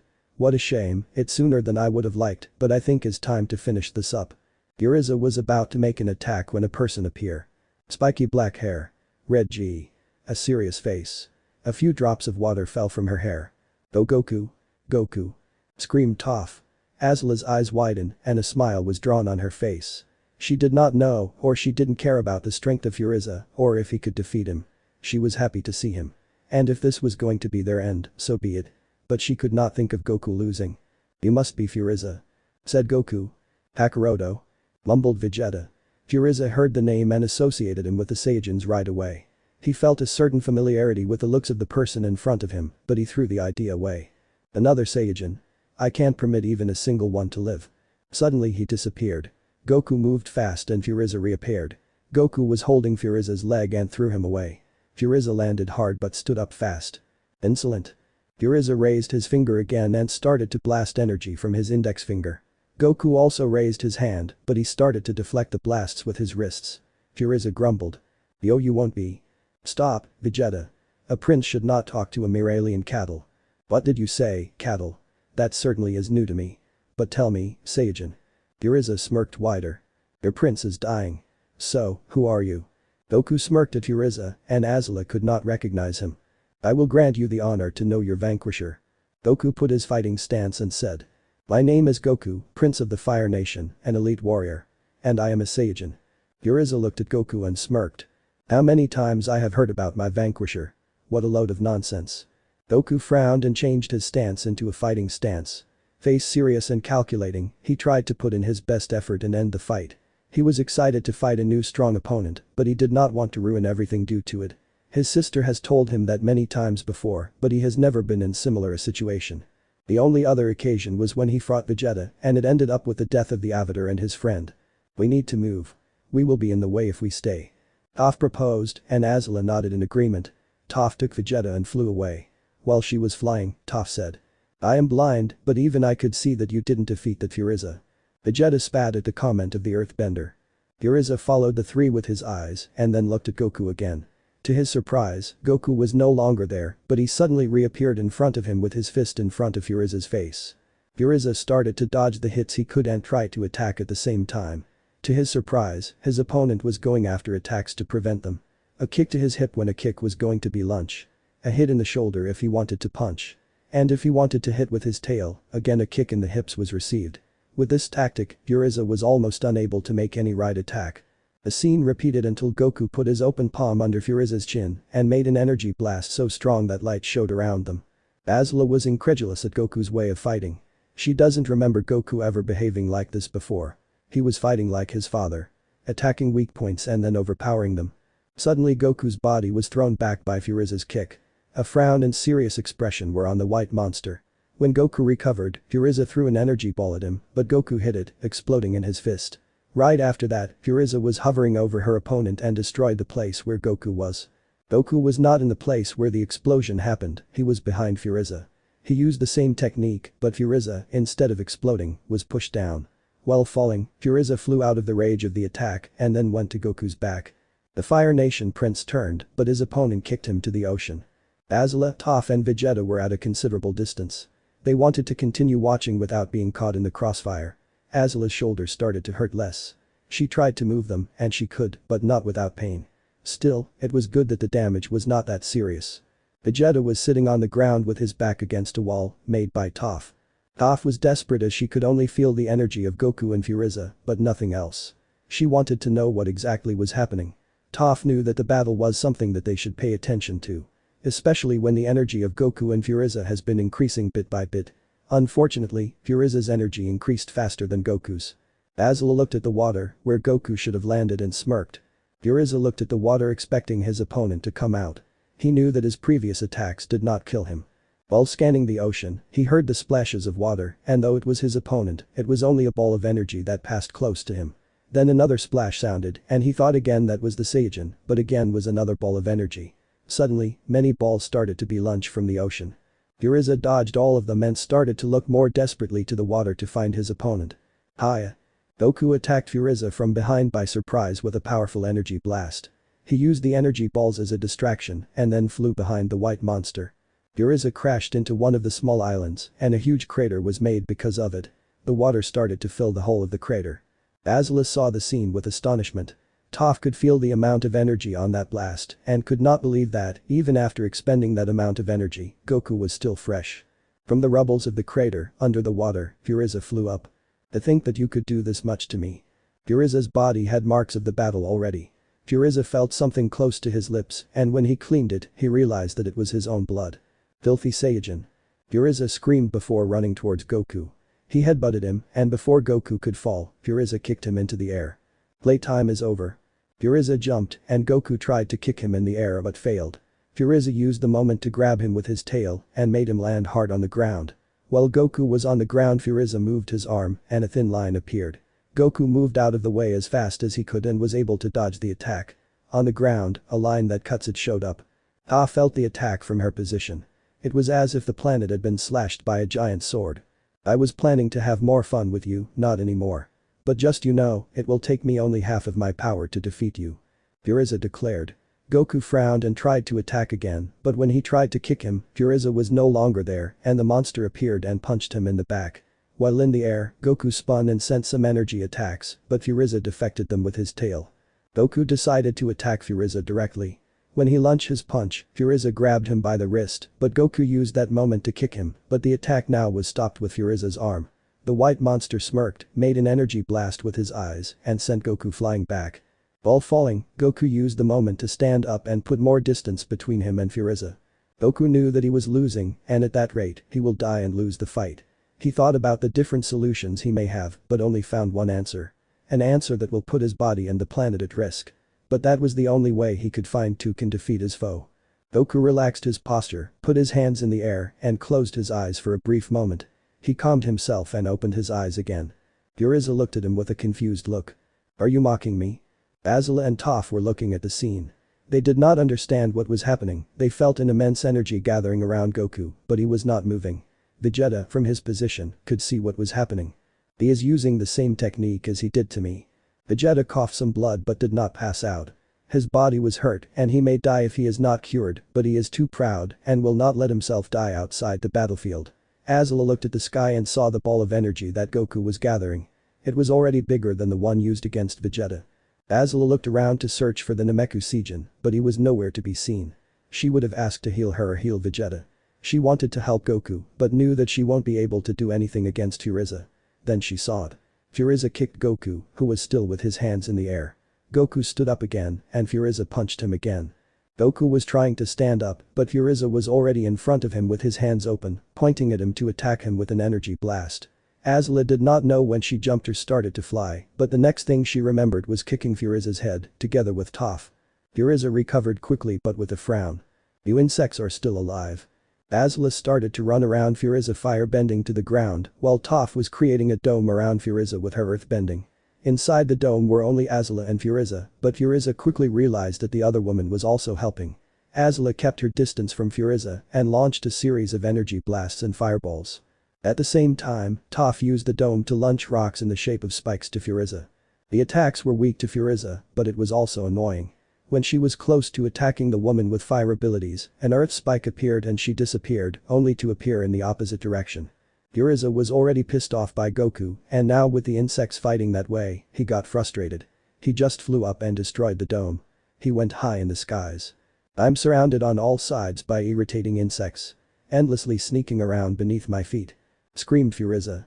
Then he raised his hand again to attack, but before he launched his attack, he received a blast from one side. He turned around and saw Vegeta panting heavily. This ends now. I hope you enjoy sharing the same fate with this planet. Screamed Furiza furiously. But at the same time, Goku smirked. Die. Screamed Goku while the ball of energy was launched. The size of the ball was enormous. Goku and the others jumped to the ground to take cover. Furiza, for his part, looked at the ball of energy and wanted to control it and deflect it with his hands. He used all his power but was unable to move it. The ball fell to the world and then a big explosion happened. Everyone was blinded by the light. The planet shook from the explosion. And after it, it started to rain. The water from the rain was the one that jumped from the ocean. Close to where the battle was happening, an enormous hole showed up and the water started to fall into it. Suddenly a tiny island emerged. Over that island was Toph, Azula and Goku. The three of them were panting heavily. But Goku broke the tension when he laughed. It is done. Azula smiled. A smile that only Goku has seen, a smile that only Goku could see. If Toph was with all her energy, she may have seen him with her earthbending, but currently, she was exhausted lying on the ground with a big smile. Toph stood up first, and Azula did it after her. Goku sat on the ground. Both girls stretched their hands to help Goku stand up. Each girl helped with one shoulder. I still have energy. I can move by myself. Shut up and let yourself be helped. Goku sighed and said. Why did I end up like this after all the important fights? Toph could not help but laugh at the comment. Azula was relaxed and also started to laugh. We should find an Nameku Seijin. So, we can be healed and ask to be sent back. Goku said to the two girls. Azula nodded and tried to fly, but Toph did not move. When the two of them looked at her, she saw her shaking, then she started to say. No, no, no, this can't be real. She turned herself in her opposite direction. Goku and Azula did the same, and they looked at the impossible image of Furiza. He was with bruises all around his body, blood coming from his forehead, knees, chest and left eye. Furiza pointed at Goku with his index finger. A beam was shoot and went directly to Goku, but Azula reacted on time and pushed Goku. The fire prince fell over Toph, and the attack did not land on anybody. Furiza frowned. Their interventions have already made me lose my patience. Furiza pointed at Azula with his hands open. Azula suddenly felt as if she was being captured, as she was starting to float without her consent. Furiza just smirked. No more games. Screamed Furiza again, and his hand made Azula elevate high in the sky. Goku could not move fast enough to grab Azula. He turned, with anger, at Furiza, and then he turned again to see Azula. Furiza smirked and closed his hand with a sudden fist. And at that very moment, Goku heard Azula screaming in pain. That scream will haunt him forever in his nightmares. A scream so painful that made his world be destroyed. After the scream, Goku could not hear anything. He did not hear the following explosions. He did not hear Furiza's laughter. He did not hear Toph sobbing. Toph heard how her friend died, how the explosion had taken one of her closest friends. Toph wanted to come to this planet to help find a way to resurrect the Avatar. It was her who should be taking the mission head on. Azula should be at her home, helping the people of her city. She shouldn't be here. But she was the one that took the ultimate price. Then she felt a breeze from Goku's direction. Toph was exhausted and could hardly feel other people's energy, but she started to feel the energy of Goku growing faster. Vegeta was speechless at the turn of events. He was still on the ground, looking at what was happening. Not only did Furiza survive that attack, but the fire woman was killed in an instant by Furiza. He realized that, at that point, Furiza had been playing with them. But, Vegeta's biggest surprise was the current event. Kakaroto's energy was growing incomprehensibly fast, his black hair began to stand up, turning golden. The aura around him started to do the same. That's when Vegeta realized. Kakaroto have become a Super Saiyan. Goku remembered. The 6-year-old Azula sat at the side of the fighting area. She saw how Goku was defeating a soldier. She saw how the soldier become and started to firebend, even when for the fight it was banned, but it did not do any difference, as Goku evaded the attack and kicked him in the chin, making him faint. The fight stopped, Azula approached Goku, who bowed in respect to his opponent, and while closing him, Azula firebend with her finger, burning Goku's hair, and said, "You didn't dodge it completely." Goku started to run around trying to put out the fire. Azula only looked at the scene and started to laugh. The 10-year-old Azula was eating her food and decided that the delicious steak would be the final dish she would eat, so she separated it from the rest so she could eat her rice. Goku was seating next to her and he was being called in multiple times to correct his table manners. She sighed a little and continued eating, then when she was about to eat the steak, it was no longer there. Goku had just taken it for him and eaten it completely.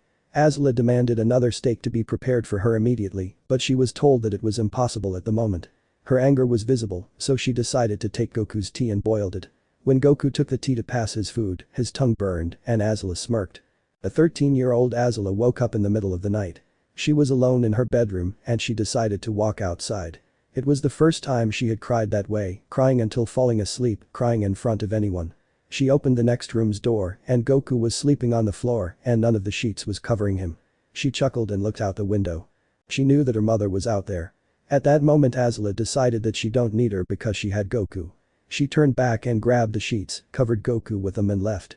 Goku only opened one of his eyes, unable to know if it was a dream or not, but either way, he smiled and continued sleeping.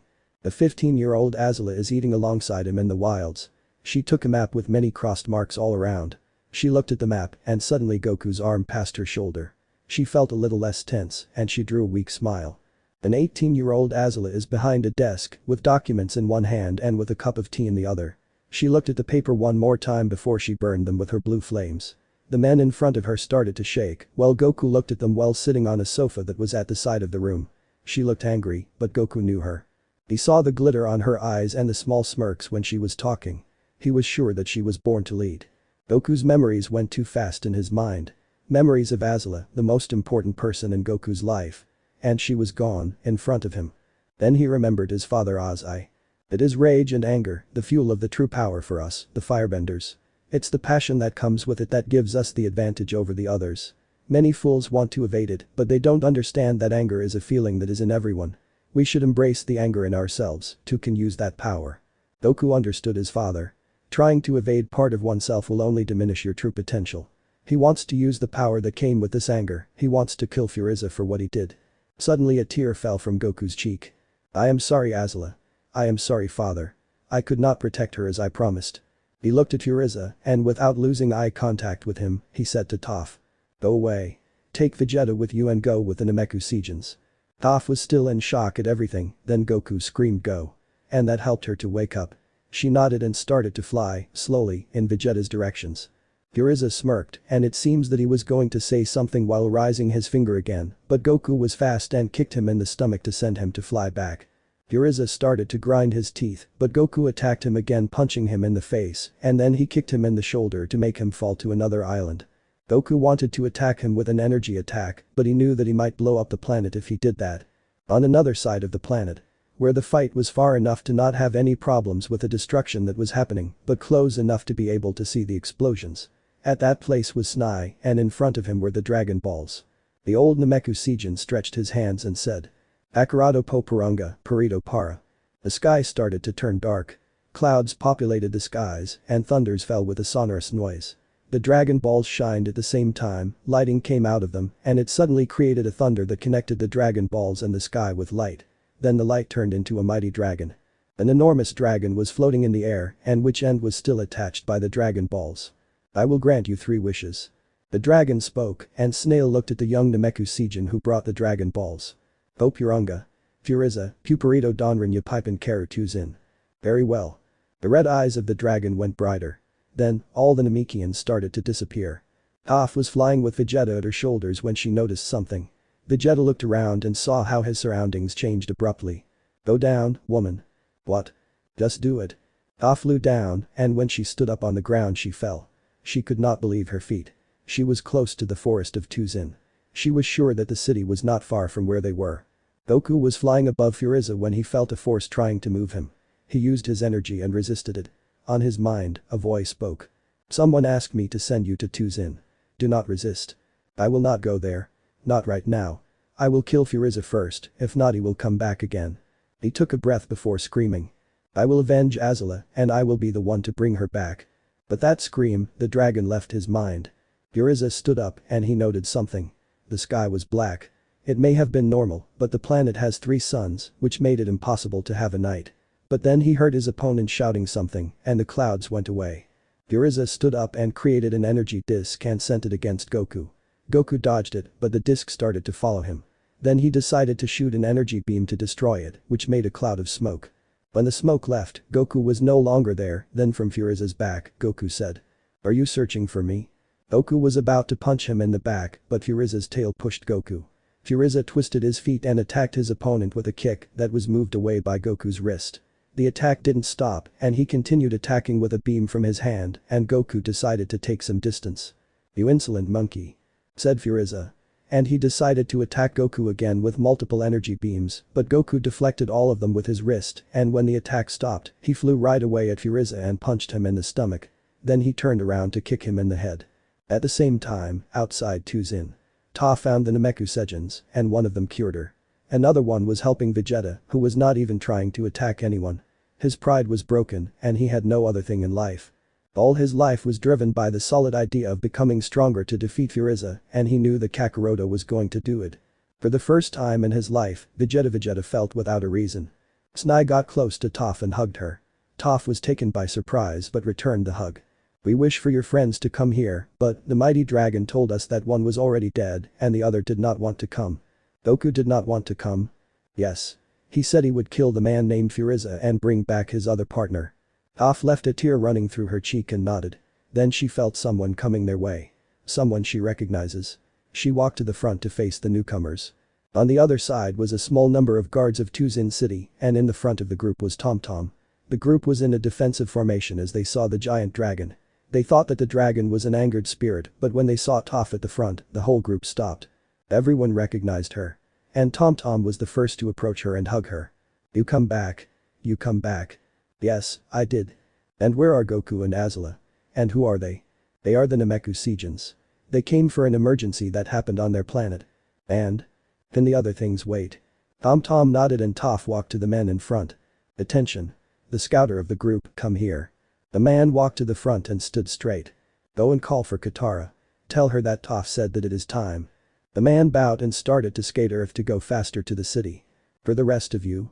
Right now, we are going to perform a very spiritual ritual. You all may know that the Avatar was missing. Well, let me tell you that we have found him. The men's faces turned a little confused.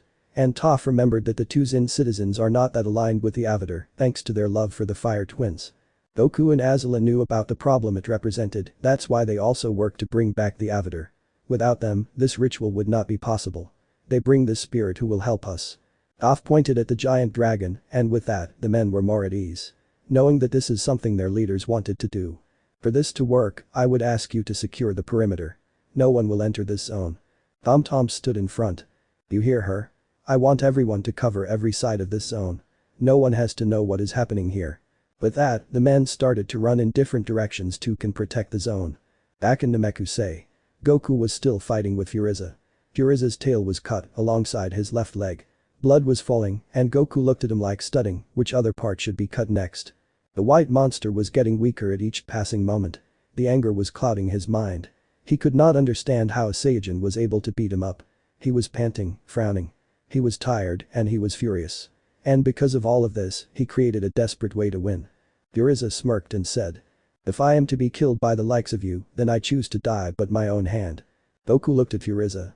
Not answering or reacting, only studying him. But you won't be able to kill me because you are the one who's going to die. I can survive in the total vacuum of space. Goku did not take importance to what he was saying. Although he did not quite understand what he was saying. He gets the idea that he wanted to change the environment of their fight. Suddenly and red energy covered Furiza. The energy was enormous, but instead of pointing at him, Furiza pointed at the planet and then he shot his attack. This planet is finished. The Goku understood. He lamented that he was a fool and unable to comprehend what Furiza was saying. But he did not lose his composure. If that is everything you can do, I am disappointed.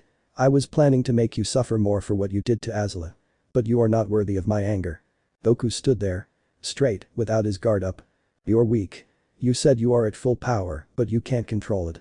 But you were a good opponent. That is why you will die as a warrior. In battle. Goku frowned. He was facing Frieza. Then he rose his both hands to the front and closed his eyes for a moment and remained in silence for less than a second. He opened his eyes and shouted with all his might. From his hand, a blue beam of energy came up from his hands. The beam was the biggest that Goku had ever produced. Frieza tried to stop it with both hands, but the power was overwhelming him. He tried to make an attack of his own to throw it off, but it was too late. The attack passed through him, and the only thing that remained was part of his head and his chest. Goku looked at the body of Frieza. It was done, he killed him, but that did not give Azula's life back. He flew away in the direction of Frieza's ship. When he arrived, he saw how the damage was, so he looked around and found some ships like the one he used to travel there, except that those ships had a weird emblem on the front. Suddenly the planet started to shake and some lava erupted not too far away. Goku opened one of the ships and looked at the buttons. He sat inside it and calmed himself. His appearance changed again to his normal form. He kept watching the buttons as he could not remember the button pressed. Then Goku decided to press the buttons randomly until one button sounded. Why Dorado say? Goku smiled and then he remembered that they pushed the biggest button to get fly away. So he did and the ship door closed. Toph was talking to the great patriarch when Tom screamed her name. She turned and went to where he was as she realized the Katara just arrived with 2 giant blocks of ice. Katara left the blocks on the ground and ran to hug Toph. Come on, Sugar Queen. We have an avatar to wake up. Katara did not leave the hug but nodded with tears in her eyes. It was strange that Katara did not say anything back to her after calling her Sugar Queen. When the waterbender finally broke the hug, she saw the Namekuseijins and she stepped back. What are they? They are the Namekuseijins that are going to help us with this. But officially, we can say that they are from the spirit world. Katara only nodded. Toph pointed at the blocks of ice. Would you please remove the ice on them? Are you sure? 100%. Katara nodded. She waterbend the ice and it became water, leaving the bodies of Aang and Sokka exposed. The Namekuseijins watched everything with curiosity. Toph turned to see the great patriarch and he smiled. Snai nodded and he walked to Porunga, who was still waiting for the next wish. Papito Latongaj. Avatar Aang, Sokka, Basado Gaegulul. Porunga's eyes went bright again, but nothing happened. Katara looked at the body of Aang and Sokka still lifeless and then looked away. I can resurrect them, but the one called Avatar Aang has 2 souls. And that will count as 2 resurrections. 2 souls? Asked Katara, who turned back to the dragon. Yes. One is for the person called Aang. The other is called Rava, a being who shares its powers with him. Katara stood with his eyes widened and unable to make a decision. Toph wanted to wish for Aang to come back, but she also wanted her friend Sokka alive. She turned to see the great patriarch. The old Namekuseijin understood the dilemma and talked to Toph. Do not worry. The Dragon Balls will be able to grant you wishes in a year. If you can wait for the other one to be back to life, I suggest you bring back your friend with 2 souls first. Toph smiled and nodded. Katara also heard everything but stood still. Snai nodded at Toph and looked at the dragon. Opuranga. Papito Latongaj Avatar Aang. Very well. The dragon nodded and his eyes got bright again. Katara was looking only at the body of Aang. He was not moving and she was getting sad again, but then she saw it. Aang's chest was moving. Aang was breathing. Katara could not believe it and ran to his side and hugged him. Aang opened his eyes and the first thing he saw was the smile on Katara's face. He caressed her face, putting away her hair, and then he saw it. An enormous dragon in the air. But this dragon was not like those he knew. It did not look like the dragons from his childhood. Then the dragon became white and the dragon balls started to float around it. Then the dragon balls turned white and fell to the ground. The sky, full of black clouds, was cleaned and the blue sky could be seen. The Namekuseijins cheered, but then the great patriarch called for all of them. The Namekuseijins walked and stood around the great patriarch. Kids and adults were standing with concern. It seems that my time it's nearly at the end. Snai, please come closer. Snai walked next to the great patriarch with shaking legs. You're the eldest of the survivors. From here on, you shall be the great patriarch. In time, the Dragon Balls will once again gain their brilliance. Use them well. Snai nodded with tears in his eyes. The great patriarch smiled and said. May Namek forever have its peace. After that, the patriarch disappeared. Toph had a lump in her throat. She respected the Namekuseijins, and the great patriarch was a leader loved by all of his people. He helped them ride away and she felt bad about his departure. Toph got closer to one Namekuseijin and asked. Why don't you just wish him back with the Dragon Balls? Because it cannot resurrect those who die from natural causes. Toph nodded and clenched her fist. After Aang was resurrected, he was hugged by Katara. He saw the departure of the big green older man. Then he realized that all the people around him has green skin with antennas on their heads. He got closer to Katara and asked. Who are they? I am not sure. Toph came with them. They seem to be the ones that helped to resurrect you. Resurrect me? I was dead. For how long? Around 2 months. 2 months. Everyone turned to see Aang after that scream and he just smiled a shame. Yes. Now give me a minute. Let me put Sokka on ice. Aang nodded and then he turned and saw the body of Sokka. The Avatar wanted to help but Katara stopped him and told him that he needed to rest, so he decided to talk with Toph. Hey Toph. So, 2 months have passed since I died. 2 months. Now was Toph who screamed. It was barely 1 month and a week. I only slept like 2 times there. The young Nameku Seijin that helped Toph to take the Dragon Balls got closer. Toph, is it normal that your sky only has 1 sun? Huh? Yay, of course. Oh, I thought there was a problem. And Nameku say we're 3. Oh, so that's why. Sorry. Well, it seems that we were on your planet for a month. Really? After the day you arrived, it only passed 3 days. What? So that means that I was in the space for 3 weeks. Toph's exasperated mannerism made the place a little more relaxed. Normally, she is not that way, especially after the war, that kind of behavior is shown only around Goku and Azula. In front of others, she had the image of a serious and strict young woman. Snai got closer to Toph. Pardon me, Toph. Once the Dragon Balls regain their shine, my people and I plan to wish for the planet to be rebuilt and transferred there. Obviously, the first wish will be for your friend to be revived. Toph started to think, but Aang got an idea. You all can move to the Southern Air Temple. It's where I grew up. It is abandoned right now, so it will have enough space for you all.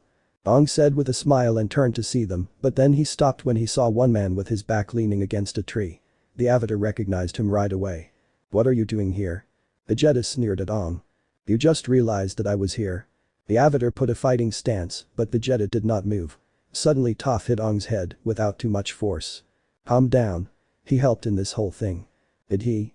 Aang asked incredulously but with hope. Toph turned to Vegeta and walked in his direction. So, what are you going to do? Vegeta only frowned at Toph. You have no ship to leave the planet and no place to go. Vegeta only turned his gaze to the sky. You can come to live at my academy. I may need someone to help me train the non-benders. Katara was done with putting Sokka's body on ice and then she turned to Toph. You are not serious, are you? He is the monster that killed our friends and that destroyed the Chin village. Toph only scratched her head. The village was destroyed by his friend, right? Vegeta was surprised that she knew turned to see her. See? The energy used to destroy was not his. Also, Sokka was killed by the gross earth monster, the Saibai whatever. And Aang. Katara was frowning, and Aang also heard the whole conversation. He flew directly to his attack. I mean, the attack was not even in his direction. Katara was angrier, and when she was about to say something, Aang stopped her. Calm down Katara. I mean, she is right, and in the end, I am here. And Sokka will also be resurrected. After that incident, everything went back to calm. Katara went back to Tuzin with the block of ice. She later came back and gave Aang his weasel. He used it and after a moment the fly bison appeared, landed close to Aang and started to lick him. The Nameku Seijins were scared at first as they thought that the animal was going to eat the Avatar, but when they saw the man smiling and laughing, they relaxed. The number of survivors was not big. Only 2 villages were saved. And Aang went did multiple flies to can move all the Nameku Seijins. The Avatar also stayed at the Southern Air Temple. Katara smiled and promised him to go later because she needed to go for Bumi. Toph went back to Tuzin together with Vegeta, Tom and the guards. After they reached the city, Toph spoke with Tom and Yukano. She told them that Goku and Azula would be back, but she didn't know when. That they would be training together. They accepted that answer, and Tom added that they must be in the spiritual world, just like their father. Toph did not clarify the misunderstanding because neither did she know if they will come back at all. Aang stayed in the Southern Air Temple with the Nameku Seijins. Katara and his son Bumi was also there. Aang spent a good while trying to explain the philosophy of the air nomads to the Nameku Seijins. Katara knew the wish would take place where the Nameku Seijins were, so she took Sokka's body and moved it to the temple. Aang learned the Nameku Seijin lifestyle and was amazed at the similitudes with the air nomads. 4 months passed, almost like nothing, and the new great patriarch announced to the Avatar that the Dragon Balls were almost ready, that it was a question of a few days. But I thought that you said that it would take a year for them to work again. Yes. A whole year. 130 days. 130 days. Wow, that is too fast. Here a year is 356 days. Oh. I understand now the confusion. Still, this is good. I will need to contact the others to be prepared. Aang drew a smile and walked back to his wife and told her the news. After that, Katara decided to be the one locating everybody. They had not talked with the rest. She decided to only call for Suki, who was at Republic City. When she came back, she was accompanied by Suki, Iroh, and Zuko. Zuko was in the city for some political reforms, and Iroh replaced Katara, who could not work as a proper leader in Republic City. Iroh and Zuko meet and greet the Namekuseijans with respect. Iroh then talked a little with the new Great Patriarch, Snai. Pardon me for the question. But I could not help but recognize your clothes. Are you related to Azula and Goku? Zuko frowned, thinking they would be misjudged for their siblings' actions. Iroh stopped him from saying something and drew a calming smile. Toph was close and could not help but put attention to the interaction. Iroh answered. We knew about them. Although we cannot say that we are close or support them in any way. Zuko remained calm and smiled at the diplomatic answer of his uncle. Snai then continued. Is that so? It's a shame. They were great warriors. They protected our people and took us to your planet for safety. Toph walked closer, smirked, and said. Yeah. Totally not related to them. Don't worry, I will let them know about that. Thank you, Toph. We are also in great debt to you and the other warrior. Speaking of which, where is he? Oh, he stayed back to train. I see. The next day the dragon bells were like new. The rocks that once were now showed their normal orange color and the stars inside. Everybody stood in the great courtyard. In the middle were Snai and the dragon balls. Akarado Poparunga, Perito Para. The dragon balls started to flash. The sky became black and thunders fell. Katara was amazed as it was the same weather as the moment when Toph came back. A thunder fell where the dragon balls were and that thunder became a dragon. Iroh, Zuko, and Suki were with their mouths open. Meanwhile, Aang and Katara were removing the ice from Sokka's body.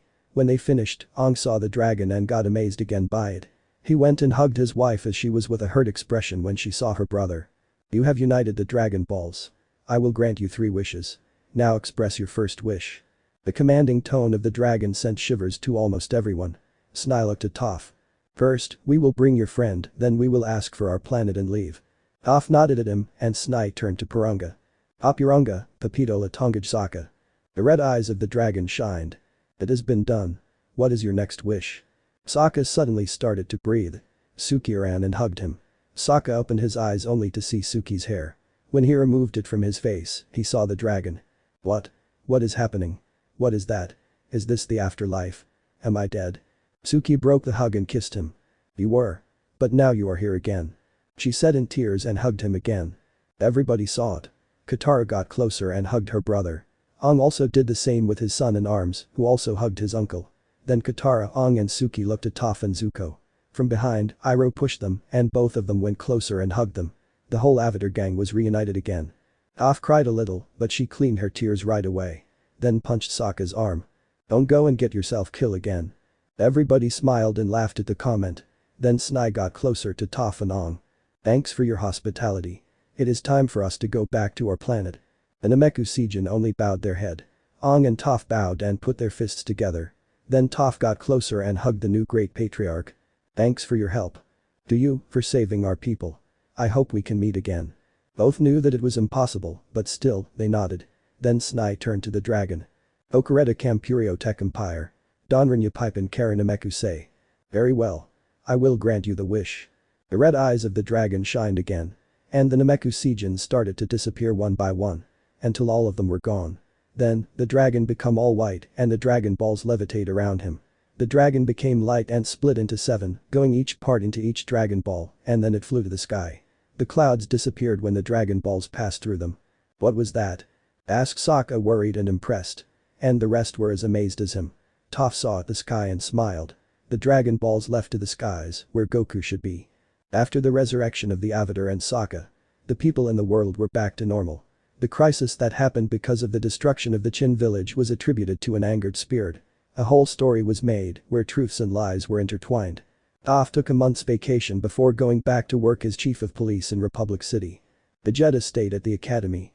And made use to the training that Toph had in mind for Goku and Azula. He started to use an armor similar to his own but made of metal and asked the metal benders of the academy to bend the armor so he won't be able to move.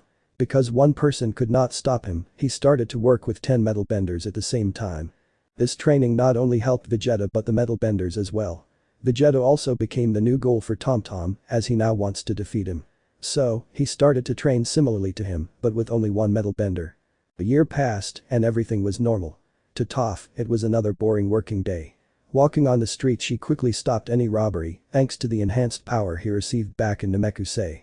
Although normally she doesn't walk barefoot anymore, she usually gets dizzy after a while because of the number of people in the city. That day he had just arrested a man who tried to steal an old woman's purse when she felt something. Toph instructed one of the guards with her to take the robber, and she flew to the tallest building. Everybody looked at her with amazed, but she was with a worried expression. She stood at the top of the building and looked at the sky. At the same time, Vegeta was training. 20 metal benders were around him trying to slow him down while he was doing a small routine with great speed. "Mr. Vegeta, could we have a small break?" asked one of the benders. Vegeta only looked at them with frowned eyes and they got scared. Then Vegeta felt the energy. "Sure, go." The earthbenders felt relief and left. Tom, the only one with a little training on energy in the academy, also felt an energy approach. "Mr. Vegeta. That energy. That damn Kakaroto. He couldn't finish the job." After that Vegeta flew away. Inside a spaceship was Lord Frieza. But he looked different as most of his body was covered by metal parts. He was looking at the window, he was looking at Avatar's planet. Behind him was a person similar to him at his second transformation, but taller. Frieza then talked. "That's Torian say, father. It seems that we are earlier than the Super Saiyan who put me through all of this. What a small planet. We should be able to destroy it right away. Please don't. That would not leave me satisfied. I want to enjoy my revenge by taking the life of those who also escaped." Frieza said with a smirk, and his father giggled. Back in the world, Toph and Vegeta met at the Siwang Desert. Like Vegeta, Toph has continued training, but not at the same rate as him. "Hey, Hog Monkey Man." Vegeta only growled at Toph's greeting. "So, it's him, right?" "What? Scared?" "Ahaha. I am not going to lie. I am." Vegeta scoffed at the answer and talked again. "Don't just stand there. Mask your battle power. They have scouters, remember?" "Scouters? Oh, the ear machine." Toph understood and calmed a little to hide her energy. Then from the sky, an enormous ship could be seen. And Toph smirked. "If I left all of them to land, they may kill everyone. At least I can take their soldiers." Toph stood up and raised her arms. Her hands looked like they were holding the ship with her hands. Then the real ship stopped descending and started to shake. Toph moved her fingers and as if she had something between her hands, she started to close it. Her arms looked like having a lot of strength. At the same time, the ship began to creak and buckle until a big explosion happened. Vegeta saw everything with a smirk, but it was replaced by an angered expression. In the air, 2 figures showed up. Frieza is stronger and besides him is his father. King Karuto. Are they waterbenders? Or why do they have this theme of cold weather? Wait. Frieza and Karuto landed looking in their direction and Toph smirked. She felt how stronger was Frieza, but with her earthbending, she also realized that now he was half metal. "I can take care of Frieza. Take care of the other," said Toph, and Vegeta did not know from where the confidence of the earthbender came from, but he just smirked. Vegeta and Toph walked in front of Frieza and Karuto. "So, this is the welcome committee? Vegeta, is that you? I would have never suspected that you would betray my son. You came here to talk. Insolent. How dare you speak that way to my father?" Frieza said and ran towards Vegeta, but he was standing with his arms crossed. King Karuto was the same as Frieza. When Frieza was close to them, he suddenly stopped. Then he turned to see the blind woman. She was with her hands raised to the front. Then she opened and closed her hands on different occasions and her body of Frieza contracted. Then he flew up without his consent and then Toph said in a whisper. "This is for Azula." Toph closed her fist one more time and then an explosion happened and the whole body of Frieza was destroyed. King Karuto was surprised. How was that even possible? Their mistake was to make him out of metal. Toph answered and King Karuto frowned, then realized that Vegeta was no longer next to the blind woman. Vegeta appeared behind him and kicked him into the air. Then he put his arms to one side and started to concentrate energy on them. A purple aura was around him and some thunder sounded. Then when he raised his hands, a ball of purple energy was shot. "Dairiku HM!" screamed Vegeta and Toph tried to emulate the attack and attacked King Karuto the same way. The energy was so strong that the light around the area was all purple and from afar, some people saw the light. The combined attack was successful. They did not allow the Karuto King to transform and completely destroyed him. Toph was tired and fell sitting on the ground. Vegeta calmed himself after using that much power and looked at Toph with a smirk. "Not bad for a weakling. Remember that this weakling can still kick your butt. Toph answered Vegeta and smirked back at him. Torian Sei means turtle lion in Japanese, and Sei is for planet. As the world does not have a proper name, as far as I remember, I thought the turtle lion planet could fit. The world was a peaceful place to live. The Avatar has been ruling the Republic City and restoring the lost culture of the Airbenders. It has passed 12 years since the angered spirits destroyed the Chin village. Almost everyone from the Avatar gang had kids. The Avatar himself has 3 kids. His older kid is a non-bender boy called Bumi, a waterbender girl named Kaya, and the youngest of all Tenzin, which has not shown any signal of any bending yet. Zuko and Mai had one daughter, Izumi, a non-bender girl. Unlike her mother, she smiles too much and is closer to her Aunt Ty Lee. In secret, she had heard the stories of her mother, her Aunt Ty Lee and her late Aunt Azula, who Ty Lee described as a firebender prodigy, a perfectionist, but overall, a loyal person. When Zuko and Mai found out there was little they could do, but since the girl had never heard anything bad about her, Zuko decided to leave that image of Azula to his daughter. Ty Lee also talked about Goku, the friendly warrior who was as loyal as Azula, but Izumi was never that interested in him. Sokka and Suki finally married but never had kids. Suki moved to Republic City and became the second in command of the police force, only behind Toph. Sokka and Suki had a strange dynamic as they were always on the job and that's where they normally saw each other and their house was only used to sleep. To everyone's surprise, except Aang, Toph ended up having 2 kids named Lin and Cyan. The father. It's Vegeta. What? Said the whole group when she finally introduced the 2 girls to her friends. She had used the excuse of vacations to give birth to her kids and due to the armor, she hid her pregnancy. How could you? Wow, so that's why you and Suki haven't had kids yet. What? Screamed Sokka angered. One thing was you befriend the twins, but this is just. Look, I wanted to present my girls to you because you are my friends. But it took all this time to let you know because of this. Toph pointed at Katara. At the moment, they were at Toph's house in Republic City. Vegeta was not at the moment and his absence was the reason why she asked them to meet his daughters that day. Lin was 6 years old and was outside playing with the other kids and Cyan was still a baby and sleeping in her crib. Aang was still smiling and finally commented. I think they are adorable. I only hope they won't be trying to conquer the world. And speaking of, where is he? At the academy. Zuko looked at the kids outside. Is she an earthbender? Lin is. Zuko smiled at Toph. It's good that you are happy. Yeah, I feel the same as Zuko. Congratulations, Toph. And, well, sorry you had to feel like you needed to keep this from us. Thank you, guys. Toph said, and Zuko and Aang hugged her. After watching Lin playing outside with Kaya, Katara gave up and smiled and congratulated Toph, followed by Sokka. Toph was walking the streets with some of her men from the police behind. Aang appeared and stopped her. What are you doing here, Aang? I told you. I have this under control. Under normal circumstances, I wouldn't get involved. But, if what those victims say it's true. We are not dealing with a normal criminal. Fine. Follow me, twinkled toes. Toph, I am 40 years old. Do you think you can stop with the nicknames? Afraid not. After walking for a while, Aang decided to break the silence. Where is Vegeta? At the academy. I am surprised that a warrior like him does not want to work in the police. You will never approve of his methods. I guess not. And the kids? With him. He is trying to teach Lin how to fight. She is only 6. Azula started her training before that age. I don't see the problem. Toph, Aang and the policemen entered a family restaurant. At one of the tables was a man wearing a water tribe coat. And in front of the table were 2 men protecting him as guards. Toph walked close to the table and the 2 guards got closer. Toph stopped and smirked. You already know who I am. Do you really want to do that? The 2 guards looked at each other. Nobody realized that the 2 guards were shaking non-stop, no one, except Toph. The guards let her pass and Toph now pointed at the man at the table. You are under arrest, Yakin. What is Republic City coming to? It used to be where a man could enjoy his lunch in peace. Toph moved to send the table fly and captured Yakin. Republic City is whatever he wants to be. He created and you have to follow his rules, like it or not. Said Toph pointing at Aang. So, this is a dictatorship. The other policemen took Yakin and his men. We have dozens of witnesses, Yakin. We know what you are. I've beaten every trumped-up charge you have brought against me. And I'll beat this one too. Take him away.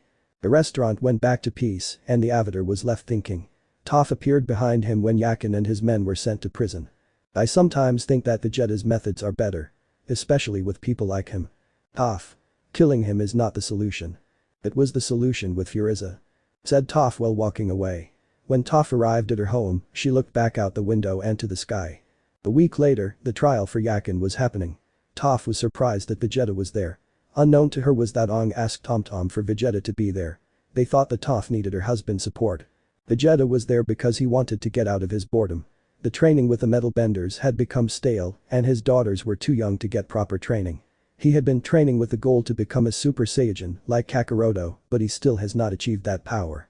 Unfortunately, the whole trial was as boring as Vegeta could expect. He knew the trial would be a mockery.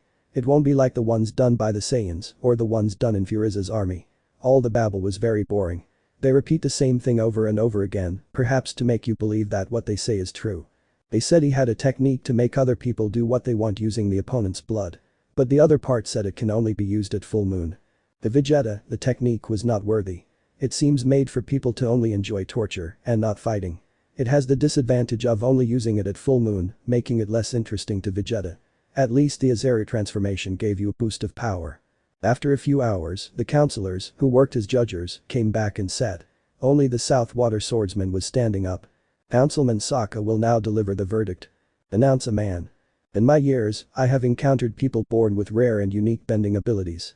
I once bested a man with my trusty boomerang who was able to fire bend with his mind. Sokka turned to see Toph standing at the right of the hall with some policemen at her sides. Even metalbending was considered impossible for all of history until our esteemed chief of police, Toph Bifrong, single-handedly developed the skill. Then the councilman frowned and turned to see Yakin. The overwhelming amount of testimony and evidence has convinced this council that Yakin is one of these unique benders and he exploited his ability to commit these heinous crimes. We find Yakin guilty of all charges and sentence him to life in prison. Sokka pounds his gavel to seal the decision. The people started to talk and Vegeta thanked them that it was over so he could leave the place. But then called Yakin stood up and Sokka started to contort and his face looked in pain. All the councilmen began to contort in the same way. Toph looked at how the councilmen were attacked by Yakin and tried to use her cables to stop him. She could have just run and hit him, but she hesitated as she did not want to kill him. That hesitation was enough for Yakin to turn on her and make her contort as well. Vegeta looked at Toph and was in shock for a moment. Yakin turned to his back and now the entire hall was under the control of Yakin and his blood bending. He laughed as the Avatar, who was believed to be the most powerful person, was at his knees. Vegeta saw everything and although the blood bending was affecting him and could not move, what he saw was much worse. Yakin turned to see Toph and made her contort more, she was forced to take the key of Yakin's handcuffs. Vegeta saw how Toph was in pain and how she was floating in the air without her consent. Vegeta saw her wife suffering. "No one touch my Toph!" Screamed Vegeta with rage and to the surprise of everyone, a great pressure of air came out of him and it caused Yakin to fall and lose concentration. He saw the man that shouted and got scared. A man with a golden aura around him, strange yellow hair and green eyes. Some little lightning bolts appeared around him. Toph saw him and quickly, metal bent a small scrap of metal and blindfolded Yakin. Vegeta went closer, but Aang tried to stop him, but he didn't see to put attention until Toph spoke in a firm voice. "I am okay. Do you think that scum could do something to me?" Vegeta turned to see her and Toph only smirked. Toph left them and earth bend the floor to trap Yakin. "I am taking away your bending. For good." After Aang was done, Vegeta, still in his golden figure, pointed at Yakin and an energy ball was forming in his hand. "Vegeta, stop. He is no longer a threat," said Sokka. "And what if I kill him? What are you going to do? What any of you can do?" Toph stood in front of Vegeta. "He is not worthy." He calmed himself and his hair turned black again. Toph could not help but smirk. After a few hours, the hall was empty. Yakin was taken to prison and the only two who remained there were Sokka and Aang. I would never think I would say this, but I am glad Vegeta was here. Aang did not answer Sokka, which made the Water Tribe man turn to him. "What is wrong?" I am happy about Vegeta's change. But everyone thought that we should have killed him. Even back in the war, when I searched for guidance from my past self, they always advised me to kill. Aang sat in one of the broken chairs. Sokka did the same and sat in front of him. I would lie to you if I told you that sometimes I do think that killing them could be the answer. But that is not my decision to make.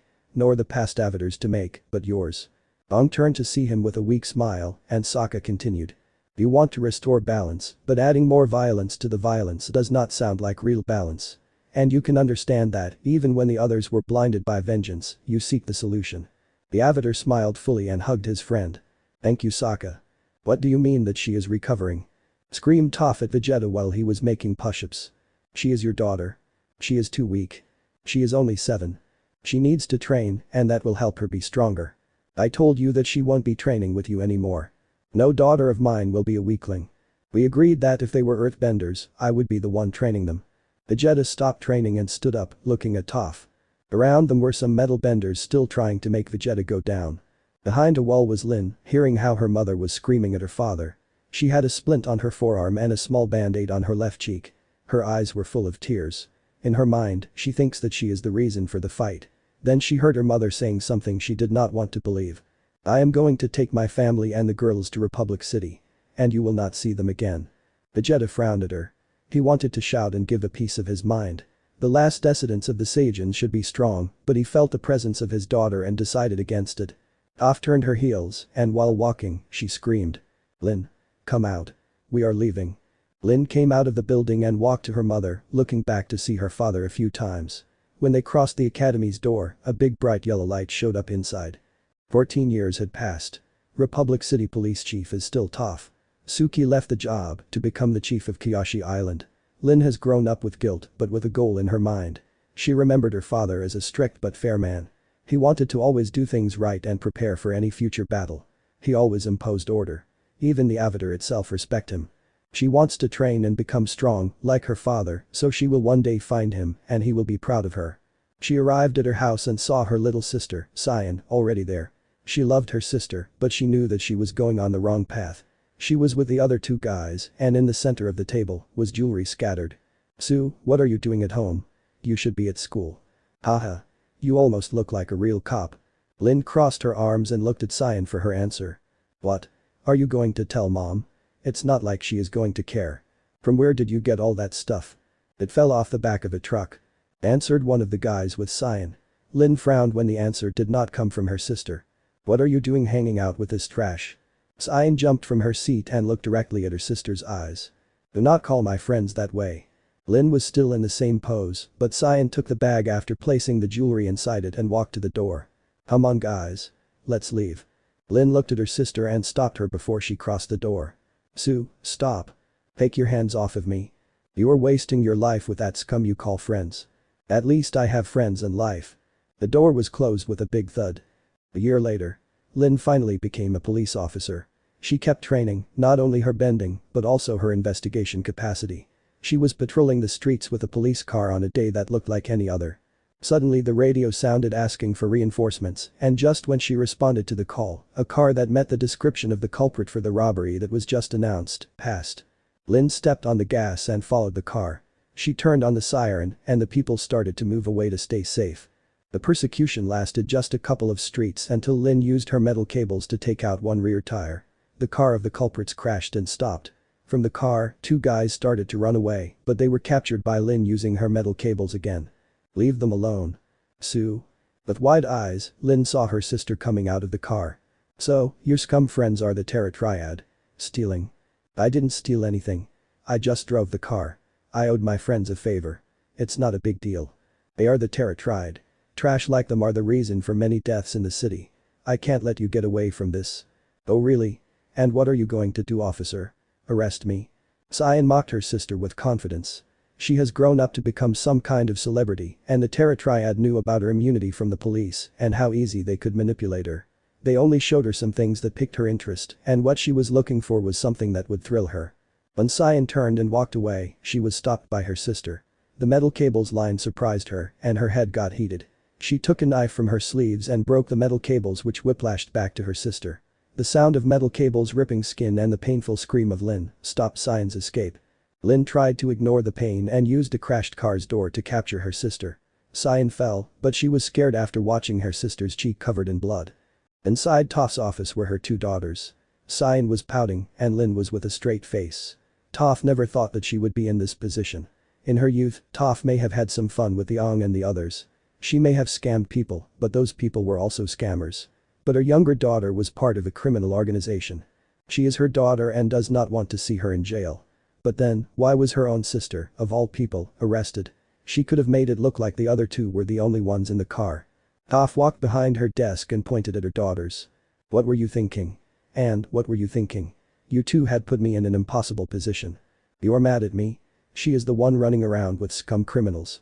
This is all your fault. It's my fault that you were part of a crime. Alright, enough. Screamed Toph. Her head started to ache for all the problems that were happening. This is what we are going to do. Sue, you will leave the city as soon as possible. What? Where am I supposed to go?